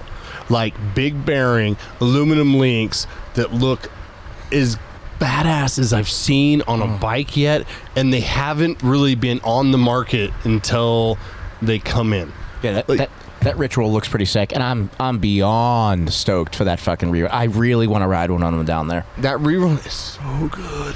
It's so good. We're gonna go for when you come out in a few weeks. We're gonna get out for a ride. We're gonna make that happen. Charge you by the mile. Yeah, good. Fuck, whatever, dude. I'll send him an invoice. Please invoice me for that. Yes. Invoices all around. Invoices all around. Invoices, PowerPoints, and Excel spreadsheets. Speaking of, we better get him off. That's your part. That's why we do it. Better get him off of here before we get charged too much. Our budget's pretty small. We do it all for that, not manuals, whips, and scrubs. Yeah, if we had anything to bankrupt here, we'd be long gone. Trailer's paid off, though. Well, it was awesome to have Adam Miller and Mike Giese and Chris here today. Hell yeah. It was. We obviously wish you nothing but luck in the future, and I don't even know if you're going to need luck. I think people are going to love what you're doing. To be honest. Yeah, and you're on the show. So chat with you guys. This is a blast. This is super fun. Thank you very much. Yeah, thanks for making it happen, Chris, too. And honestly, Gnar Couchers, if you haven't ridden a Revel and you wanted a CBF Carbon, I've raced these bikes a couple of years in enduro with dual crowns. Yep. I won a BME on one. I took a 4th at an EWS and a 9th that got me to Trophy of Nations. Talk to a national champion there. These bikes are no joke, and they're tough and they're badass. And with the new construction of these new bikes, they're going to be fucking lit. Don't hesitate. They're not really like your average carbon on the wussy side of things. So, they seem stout. Yeah, they're sick. Yeah. Nice. Yeah, and they're TK412 colored, so 421, whatever that means, you nerds. I don't know what it is. Still the best name ever. Seriously, I love it. What do the kids say these days? Slay queens. Go kill it. Sell bikes. Yeah, do that. Do that. All right, boys. Thanks for coming on. We appreciate it. Hell yeah, we'll see you around. See you on the trail. Tell us our website your website before you go. Revelbikes.com. www.onlyfans.com/Giese Steezy. Tell by looking at him, they had one of those. Adam, the next time you talk to fucking Sebastian, ask him about the OnlyFans. The OnlyFans creators approaching him to do work with him. That's a good story. I can't wait. Good for him. That's awesome. That's a beautiful world. That's a true bottom bear right there. Feel free to, if you want to hang out, feel free to hang out. We got a couple segments to go. You're more than welcome to. If not, awesome to have you on, and I'll see you in a few weeks, guys. See you in a few weeks. Thank you so much. Later, guys. See y'all later. My boys is going to say you need at least a whole bottle of mezcal, and you don't want to hang around too long. Yeah. When you come by, we'll get you a bottle of mezcal. Shit! You don't want to see me drinking that shit. Oh, now you're meeting me down there, dude. You think just my dick could be popping out of my shorts? That was no drinks in me. There's drunk and then there's I am Perry cruise. I get my dog on, but that was super fun. Thank you, guys. Thanks, guys. buddy. All right. See ya. Thanks. Yeah. Later, guys. Another, seriously, dude. Thanks for helping us set that up. Yeah. You're a good friend of the show. Did you know that? Well, I do my best. Apparently, I'm the only one drinking tonight. Fucking Boston Rob had 2 beers or something. Jerk like, hand already left. Like, what are we on the friggin' water train? In Bubbles? I didn't know I was supposed to just. Yeah, you gotta stay waters. sober to come on this show. I'm trying to be a This is a little more serious balanced show. on the show and not fuck things up. So yeah, he's a little drunk and a little high. He has things to do. I ate 5 milligrams and I had 2 beers. You know, the last time you gave me edibles, 2 beers? they did nothing. Oh, No. you should stop by tonight. I have some for you. We can't talk about that, but Okay. yeah, maybe. It's legal here. You both have your cards. Oh, that's right. Yeah. Oh, there you go. Yeah, we both have them. Yeah. Totally. I have my driver's license too.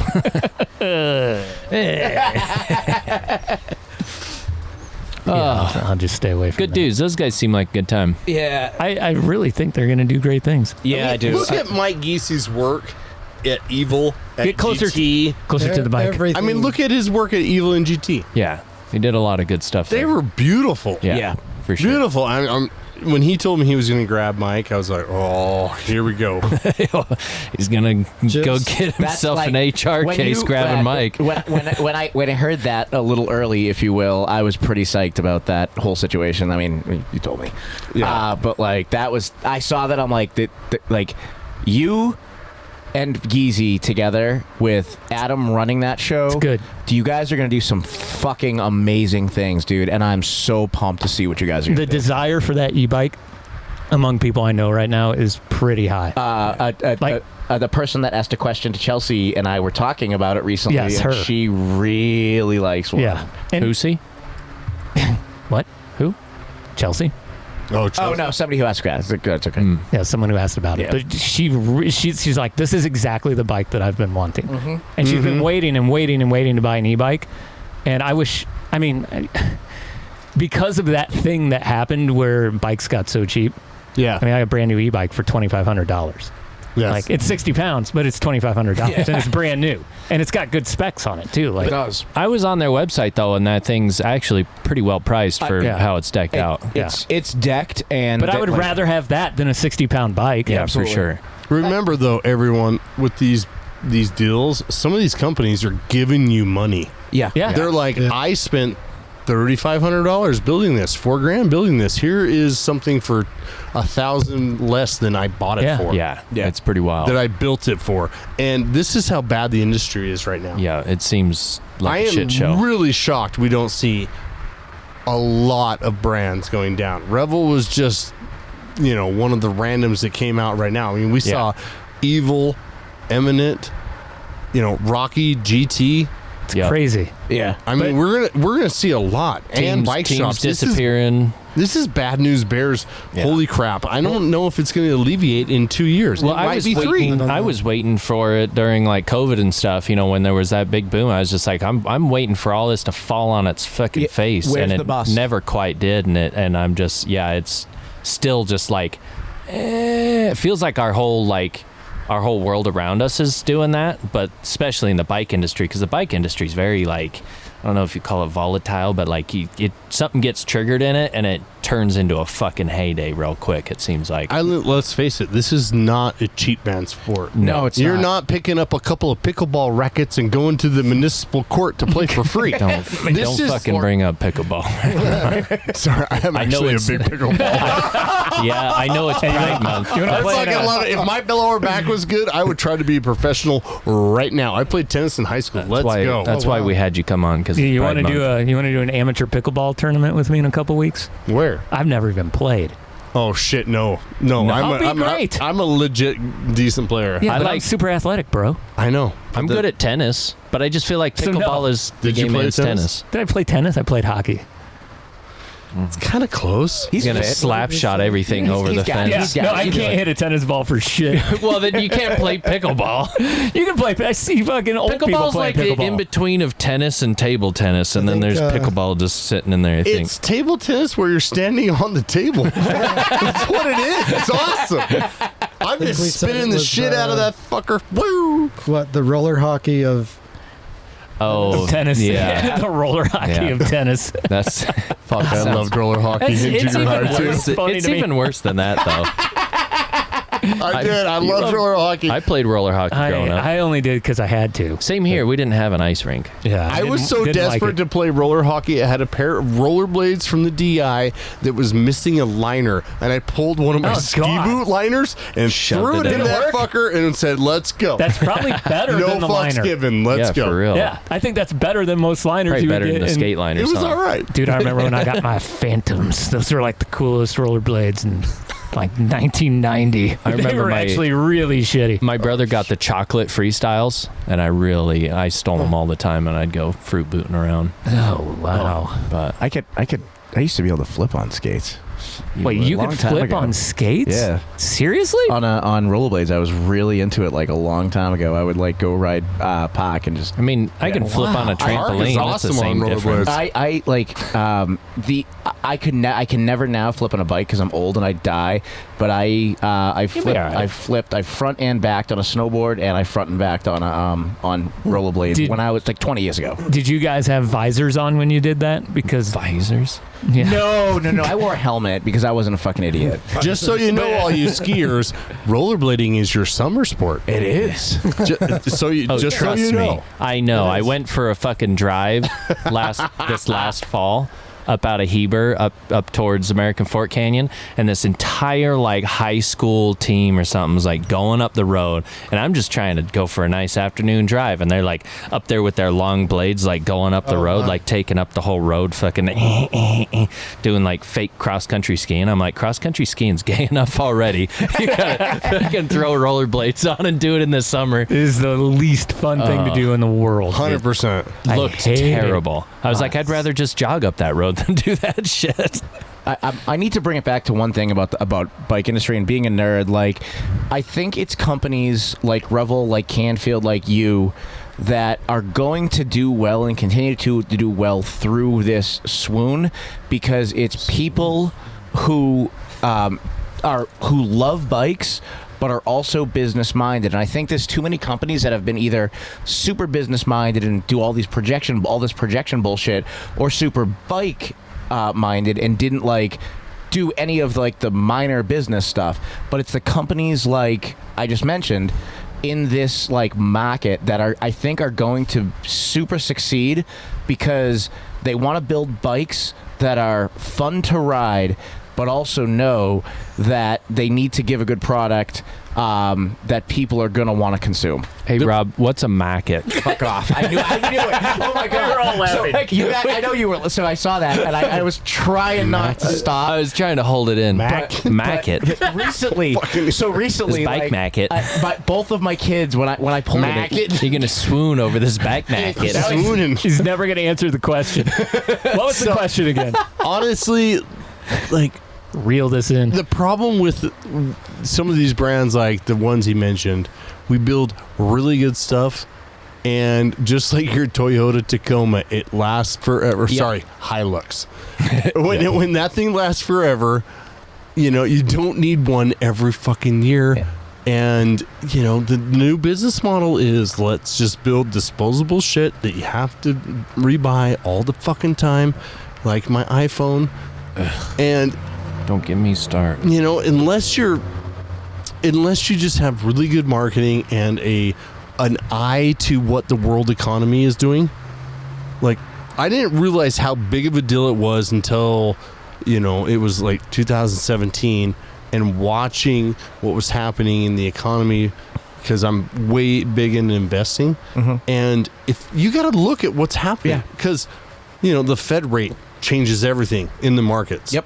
Like, when we see a drop in the rates in the next month or two, we're going to see the markets rail. Yeah. And then everybody with their 401k is going to feel rich again, and they'll go back to buying bikes. Consumer confidence goes up, everything goes up, and everybody goes back. And and the cool thing is a lot of the people who buy your bikes, who buy Revel bikes, they're gonna still consume that product, and they're gonna buy that product.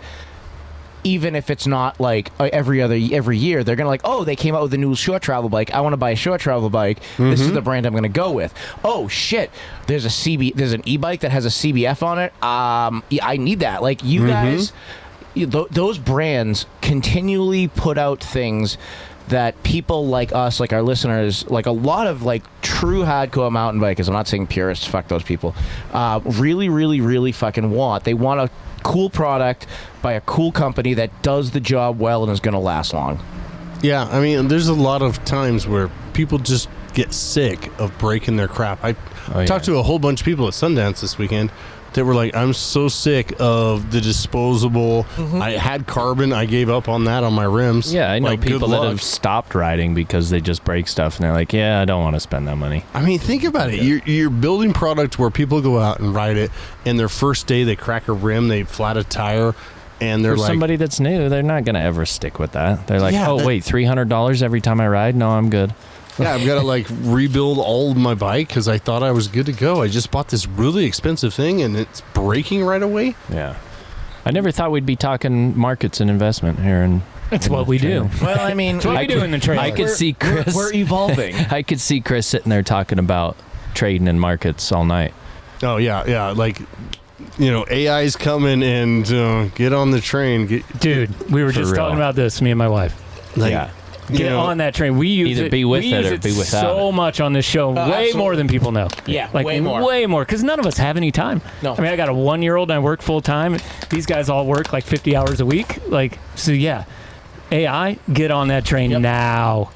no, but no, like, yeah, use it, but You think I could get get some AI? money in the markets on the companies Right, that that's are what I mean. developing this stuff, because, like, if you're not part of that train of your assets growing like crazy with them, you're going to be left behind. Yeah, wish- this is as big or bigger than the internet, I think. Absolutely.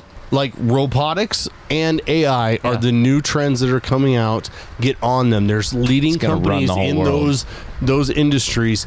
Put your money into them because they will be astronomical changes to our world, and It's only you will going up. be poor if you don't. And If your 401k is on the broad spectrum of everybody that does tires and asphalt and trees, who gives a shit? Robotics will be like, there'll be 1 billion robots around this globe within a couple of years. God, I can't wait till I can fire Eric and just get an AI robot. They can't do Mexican things yet, but as soon as they can. I wonder when we're going to have 3D printed frames that you buy downloads. Yeah. Yeah. Here is my new product. You can buy the download with your And you already have your cryptographic, serial number on it, and you go to the 7-Eleven, have it printed out in carbon fiber with titanium weave, hollow comb, like, I mean, it's craziness. Yeah. My brother got some like carbon stuff for his printer and stuff, and I mean, man, when that stuff evolves to the next level, I can totally see people having that in their house where they're like, oh yeah, I broke a wheel, I'm just gonna print a new one, and shit like that. It's not far off. I just had a fender. I just had a this and that from it, and it's not really all that structurally awesome right now. Like, these guys tried to do the downhill bike that way, and it's not structurally ready yet. Yeah. That It'll get frame there. was 50 pounds. Holy shit. Yeah, The they frame? built it. It looks great, but it's not even rideable at 50 pounds. Yeah, no, that's wild. It's not there, but it could be with like titanium weaved interface, Kevlar like injected, resin that is bulletproof, flexible, and holy shit, plus air pockets everywhere. Yeah, should just strapped a 125 motor to the 50-pound frame. Oh, did you want? Chris did once. Yeah, I have a downhill bike converted SX50. Oh yeah, I saw that thing. That's fucking sick. It is actually sick. It just has no low end torque to get going. Yeah. Because I can't get a big enough rear sprocket. The wheel's too small. I've actually bolted an extra big cog onto the existing cog to try to get it bigger, and it's still not enough. I mean, this thing is like popping wheelies and whatever for a 80-pound kid that's 4 foot, but for So it'd be someone perfect my for Cheef. size, Yeah, Chris is like 6'2", but he's mostly junk. I just had got the junk all large up in my trunk. Oh, It's true. Sorry. That's okay. We enjoy it. Don't apologize. You're awesome. We have a question of the week, and this question of the week is: which cock rock band do you secretly or not so secretly actually like? cock rock. Prompted by the fact that I was listening to Buck Cherry a couple days ago. Yeah, and I was like, fuck, man, I really like this band for some reason. That worried me a little bit when I saw that. I was wondering, I was about to call you and ask if you were doing all right. I don't like any of the other ones. Were you mowing your lawn at the time, or what was it? Yeah, I was. I had just mowed my lawn and gotten a sunburn. Yeah, see? I was like, let's listen to Buck Cherry. I knew it. You want me to start? I'll go because I really like this one from Deano. Panic at the Dick Show. Is that a band?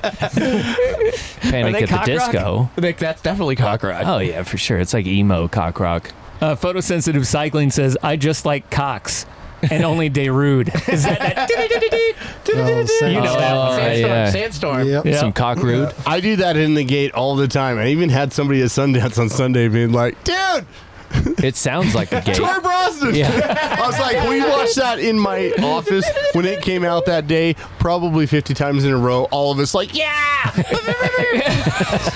loving it. Like, what was it, 7 seconds or something? I thought it was the coolest thing in my whole world. I used to play that song when I was a DJ. Oh, I did all the time. Yeah, like we That both would get DJ'd in bars. Yeah, that would get the people going. But you really liked it, right? I did. Yeah, I loved that. fucking hated it. I just wanted to get. I was like, give me the money. I know It's how like to do that- this, and I want to leave. Like, but I play that one. Give me the money, the drugs, and the music. Oh my god, terrible. Jimmy, you got it. You go. Cocktalica by crap, I can't even read this. I'm so fucking Oh, okay. blind. I Put couldn't on your read it either. glasses. I can't. Where are they? I can't. Where are they? He's fucked. You can't even find them. I can't find it. I can read it fine, and I was going to say cockatilla, and I had no idea what that was. Cockatalica. Sorry, Cockatalica. It's my favorite Cocktalica. bird. Oh my god, I'm so blind. Oh boy, slick honey soaked cougar coming in strong. He knows. Fuck cherry. He also came in with Puddle of Cum and Derek in the Dildos. Wait, what's Derek and the Dildos? What's the actual band? Derek and the Dominoes. I think a lot of her, like, Puddle of Cum. particularly him, I think he just gets That was drunk and starts fucking typing. Puddle of Cum's my favorite so far.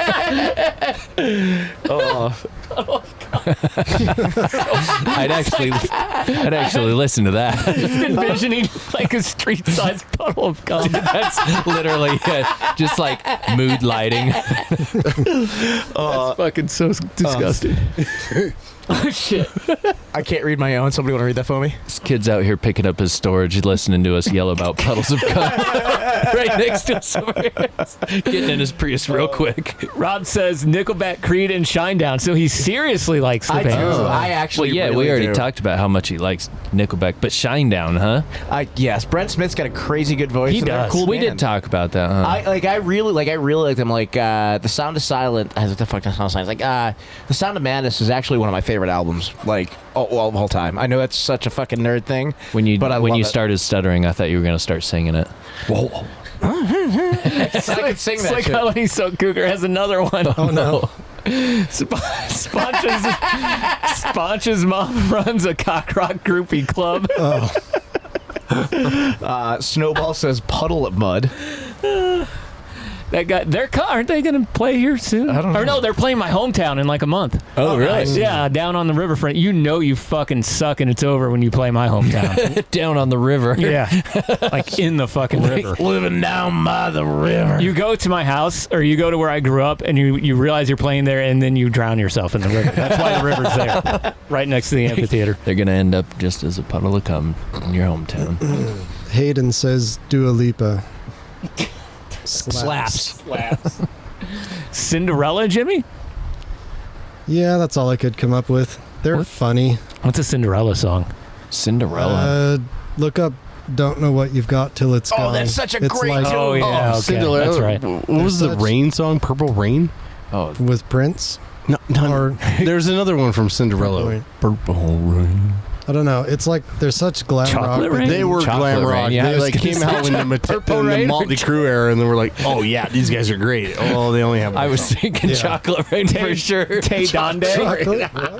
Chocolate Rain. Chocolate Rain. If you've never listened to Chocolate Rain, that's one of the best songs. They have Through the Rain. Was that it? That could be. That sounds right. Sounds like it. One-eyed white snake. That's from Pete and Pickle. That's the definition Chris is big. of cock rot. A one-eyed white snake.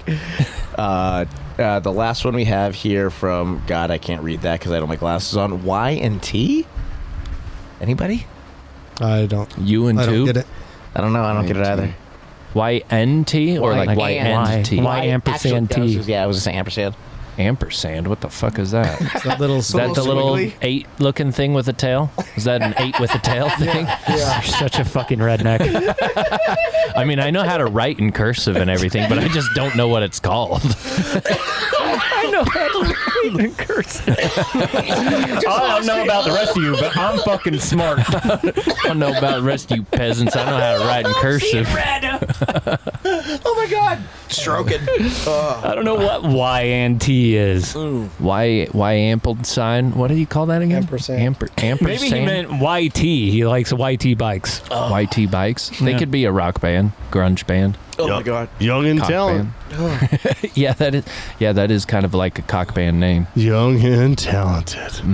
Oh, I know it was a fun episode when I lost myself once. That was nice. Oh wait, Jimmy's got his glasses on. Here we go. Uh-oh. There it is. Uh-oh. He's serious. He's When you're serious. sitting where Chris is, I'm telling you, when you're sitting there, you see the expressions of Jimmy. You're ready. You're ready for it. This is so good. He's Lance Armstrong. Let's go. Lance Armstrong. I want him to like go to those steroid games, Jimmy. Oh boy. You know, the enhanced games. Have you guys heard of that? Oh, I have, If yeah. I could get a hold of some steroids. Yeah, I got you. Get you in there, and you can like do enhanced bikes. We'll get you some of that nice. horse stuff. Thought they were good before. I was just something on about Enjoy horse. Winter. I'm Were sorry, you? Jimmy. I was stepping on you. Oh, I just saw a meme about like horse nicotine Yeah. in a big bucket. No, Yeah, yeah, I you saw can that like. one. There's. I'll bring you some stuff from the house up at the house. We've got these just pump buckets full of protein and horse. It just looks like cum. If you These say big old anything pump- with a U and bucket around it, it's cum bucket to me. Sorry. Yeah, I was just on enjoywinter.com looking at new sunglasses because aside from the ones I ride with, I really need some Polarized sunglasses. And they have them there, and you can save 30% on them by using the code SPONCHESMOM, SPONCHESMOM. SPONCHESMOM gets you 30% off at enjoywinter.com. They have kind of a weird website. So, like, when you go to the website, just go over to the Blizz glasses section. It's like a little tab there that you can pick, and then you can go see all the Blizz sunglasses that they have and eyewear. So use the code SPONCHESMOM, SPONCHESMOM, at enjoywinter.com. Here comes the Baiku. Rob, The pay following attention. Baiku is based Oh, I was on it. Revel breaks the chains. Suck it, suits. We ride again. Show us your buttholes. Oh, that's so good. So Jimmy good. is the master. Dude, do you write these while you're on the toilet, or do you have like a room that you do this in, or like while you're trying to get your angrometer down at It's work? a at dojo. lunch? It's after work, before bed, when it's like my time. When you're raking your sand garden, you come up with the baikus. Yeah, this is Have what one of me those. me Maybe. time leads to. If you're a guy, Riding baikus. They're just brilliant. That was so good. That one was Suck good. it, suits. someone needs to sponsor that. Yeah. Well, somebody just to sponsor us. Someone does. Yeah. We have a lot of good shows where we don't talk about cum the entire time right now. I know, So right? I think we can get some sponsorship. So for the last like several episodes, there's been a fairly good like actual not balance of not like jizz. We need to. There's no such thing. we need to have AI run old shows through and see how many times we at show on average we would talk about cum, and then now, and I feel like the numbers would be drastically I lower. would say like 2 people left and it got way less gay. But then again, when we introduced Chelsea a couple of weeks ago, she Fair. said, "Oh, it's cum," and then me. She knew where is she true. was coming. But hey, we had 3 shows with ladies on this month, and then some kids, and we've been pretty PG, and being professional. It's fun, We're actually. only doing it to try and not be misogynist. It was terrible. Yeah. That whole hour and a half, I was just, ugh. God, I can't get this estrogen out of this Stop room. booking those women. God. This is man hour. Yeah, I want to talk about cum with my man friends. Speaking of booking, we do have some pretty great people coming up, but we're gonna take a break, or are we not gonna take a break while I'm gone, or do you want to do remote shows? I'm down. How long are you going to be gone? 3 weeks. Yeah, we can survive without you. Okay, I can push some buttons. Watch me. Well, I'll jump on, but I have some really good guest plans for the future. I got to get them. I got to get them confirmed. DJ Brandt's going to come on with us. The guys from the Lone Pass are going to come on with us. I fucking am having a brain fart. When are you going to get the clicking goggles people? Lone Pants. They haven't responded. Good name. What's up with that, man? I like their product, and I want to know more about it. Which one? The one that Seabass told us about. I feel like everybody does. Isn't that who talked goggles about now? Yeah, isn't that who talked about it? No, the magnetic goggles. There's one that you sent me, and then there's the one that Alex Rides MTB runs. Well, whoever, that's the one. Are you talking about the one? Get whichever one's cooler. Okay, the one that Rhino's sponsored by. Yeah. Done. Okay, yeah, I like actually, those guys. I fed him at TDS, so he'll come on. Oh, did you rob and feed him, or like? Yeah, No, he chewed up the food and was like, "What?" I made him a breakfast sandwich. Chris, Did not swallow the it? breakfast sandwiches again. Yeah, he apparently made 100 breakfast sandwiches every I made morning. a lot of breakfast sandwiches that day. I got him after my 6th stage. Did you get a breakfast sandwich? He wasn't there. No, I didn't get a breakfast. Yeah, no, he got one, and Do you he want was one? not in California. I just wasn't there. Rob just makes them. Oh shit! Just show up, he'll have one. But Chris has eaten my meat before. Wow. I have two. Pause. He is kind of barbecuey. Do you remember when we ate his meat together? It was saucy. You guys both went from one end each. You'd have, I guess, from one side each for Rob. Succulent. You consumed. Start I from gotta one tell you, can dude. to the next. Your ability to smoke meat has drastically improved since you started. Yeah, I like smoking meat. I thought all his meat was canned. And then smoked. That's good. Get it? I do get it. I don't know if everyone sorry. listening is going to get it, but I definitely get it. I mean, It's good. smoked tuna. All of his tuna's at least canned. We don't have anyone left in the Zoom room. call them the tuna They all kings. left. Get But Goodbye. I will. Bike talk. I will. Yeah. You're like, it's Not enough gay cum, too many bikes. Jimmy was trying to buy a shirt and he was having some issues with that, and then I fixed our website. So you can go to our website and get all of our shirts now again. GnarCouch.com/store. Please do so. Also check us out on Patreon if you like what we do. It's patreon.com/GnarCouch for as little as $4.20 a month. We're like the what was that company? We're like the what's that tea company that never raises the Arizona tea yeah. of podcasts. We never raise our prices. It'd be 99 cents forever. Right. So $4.20 all the way up to like $15. You can be a part of our fun Patreon, and then we'll start throwing up all these songs that we make. And we have. You won't even get on Spotify anymore. You'll just get on our Patreon. I want to make a Spotify channel, but now I would have to pay for another service to upload to Spotify. Really? Oh, It's boy. so annoying. Fucking losers. Yeah, fuck.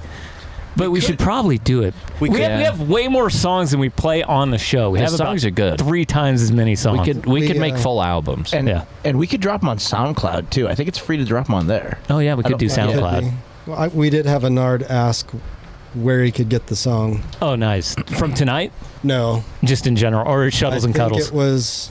I don't remember if it was Shuttles and Cuddles. Shuttles and Cuddles is good. It had to be that one. Yeah, I'm going to definitely put them up on the Patreon, so you can download all of them on the Patreon. I'll throw them up there this weekend. So thank you to all the people who are patrons. We really, really appreciate it.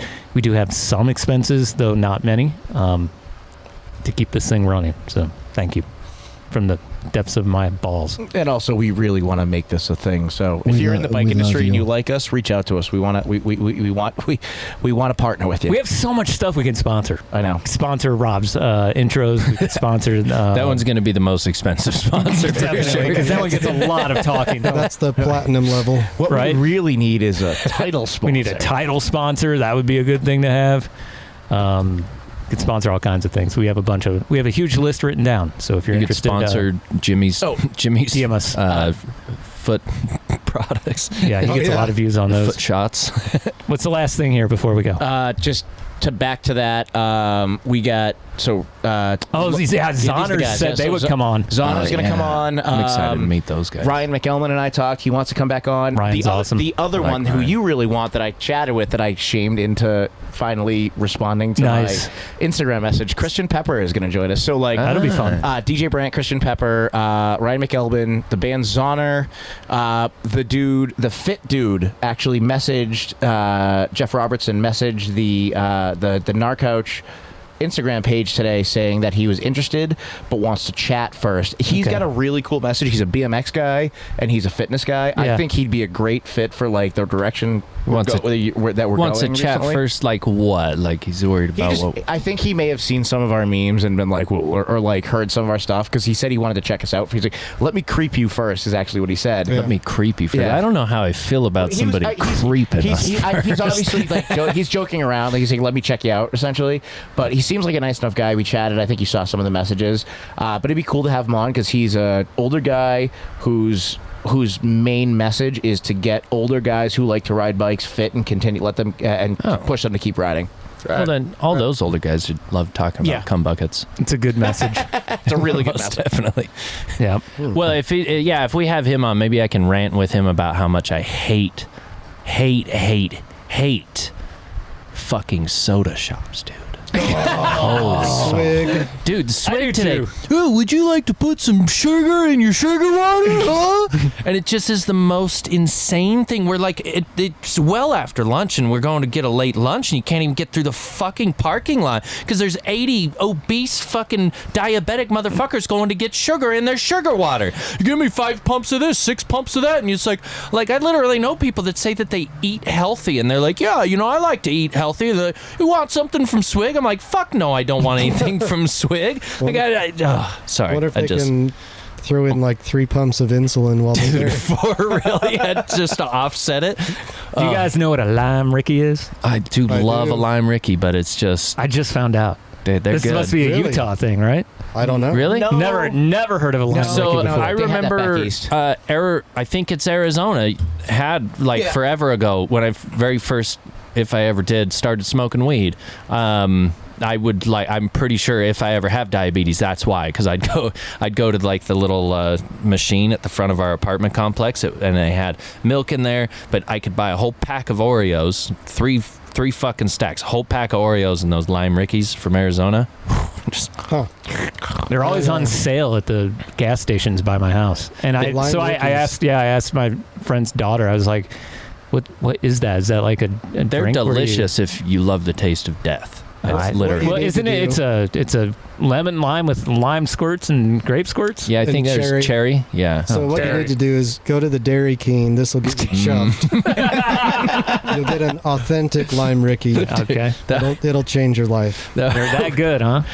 At the Dairy King. But only at the Dairy King. Yeah, with some soft serve right in the middle. And I'll ask for the train. That's probably the the Lime Ricky float. Yeah, when I heard Chuffed and Keen on the Lex Friedman podcast, I was dying. It was great. Yeah, Lex is another guy who listens, but he doesn't want you to know. Yeah. There's a lot of those people, believe it or not. We may have him on. He's been debating. I could see somebody like Lex actually listening to this. Well, whether we're not we're back next week is questionable at this point. So we'll stay tuned. We'll keep you updated. That's our deep tease. Brought to you by Pfizer. Thanks again, Chris, for coming in. Hey, thanks, man. I'm always glad to be here. Thanks for having a mustache. And thanks for being my go-to to get Adam booked. Yeah, they were great. I really appreciate that, dude. Yeah, no worries, man. Anytime. I thought we were getting Adam Ray, but he's pretty funny too. I'll take him. Yeah, that guy was okay that we had. It was all right. It actually seems like really Actually made it interesting to talk about bikes. Yeah, it's weird. Yeah, we've been doing that a lot lately. Well, for Chris Canfield. Hi. Yeah, thanks. For Boston Rob. Thank you. For Jimmy. Get a vampire.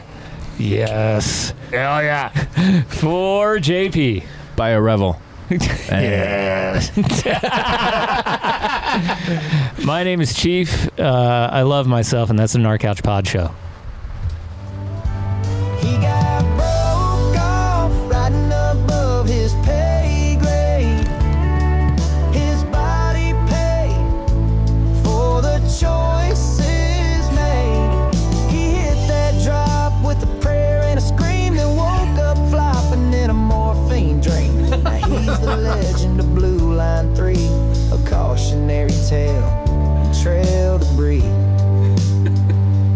He got broke off.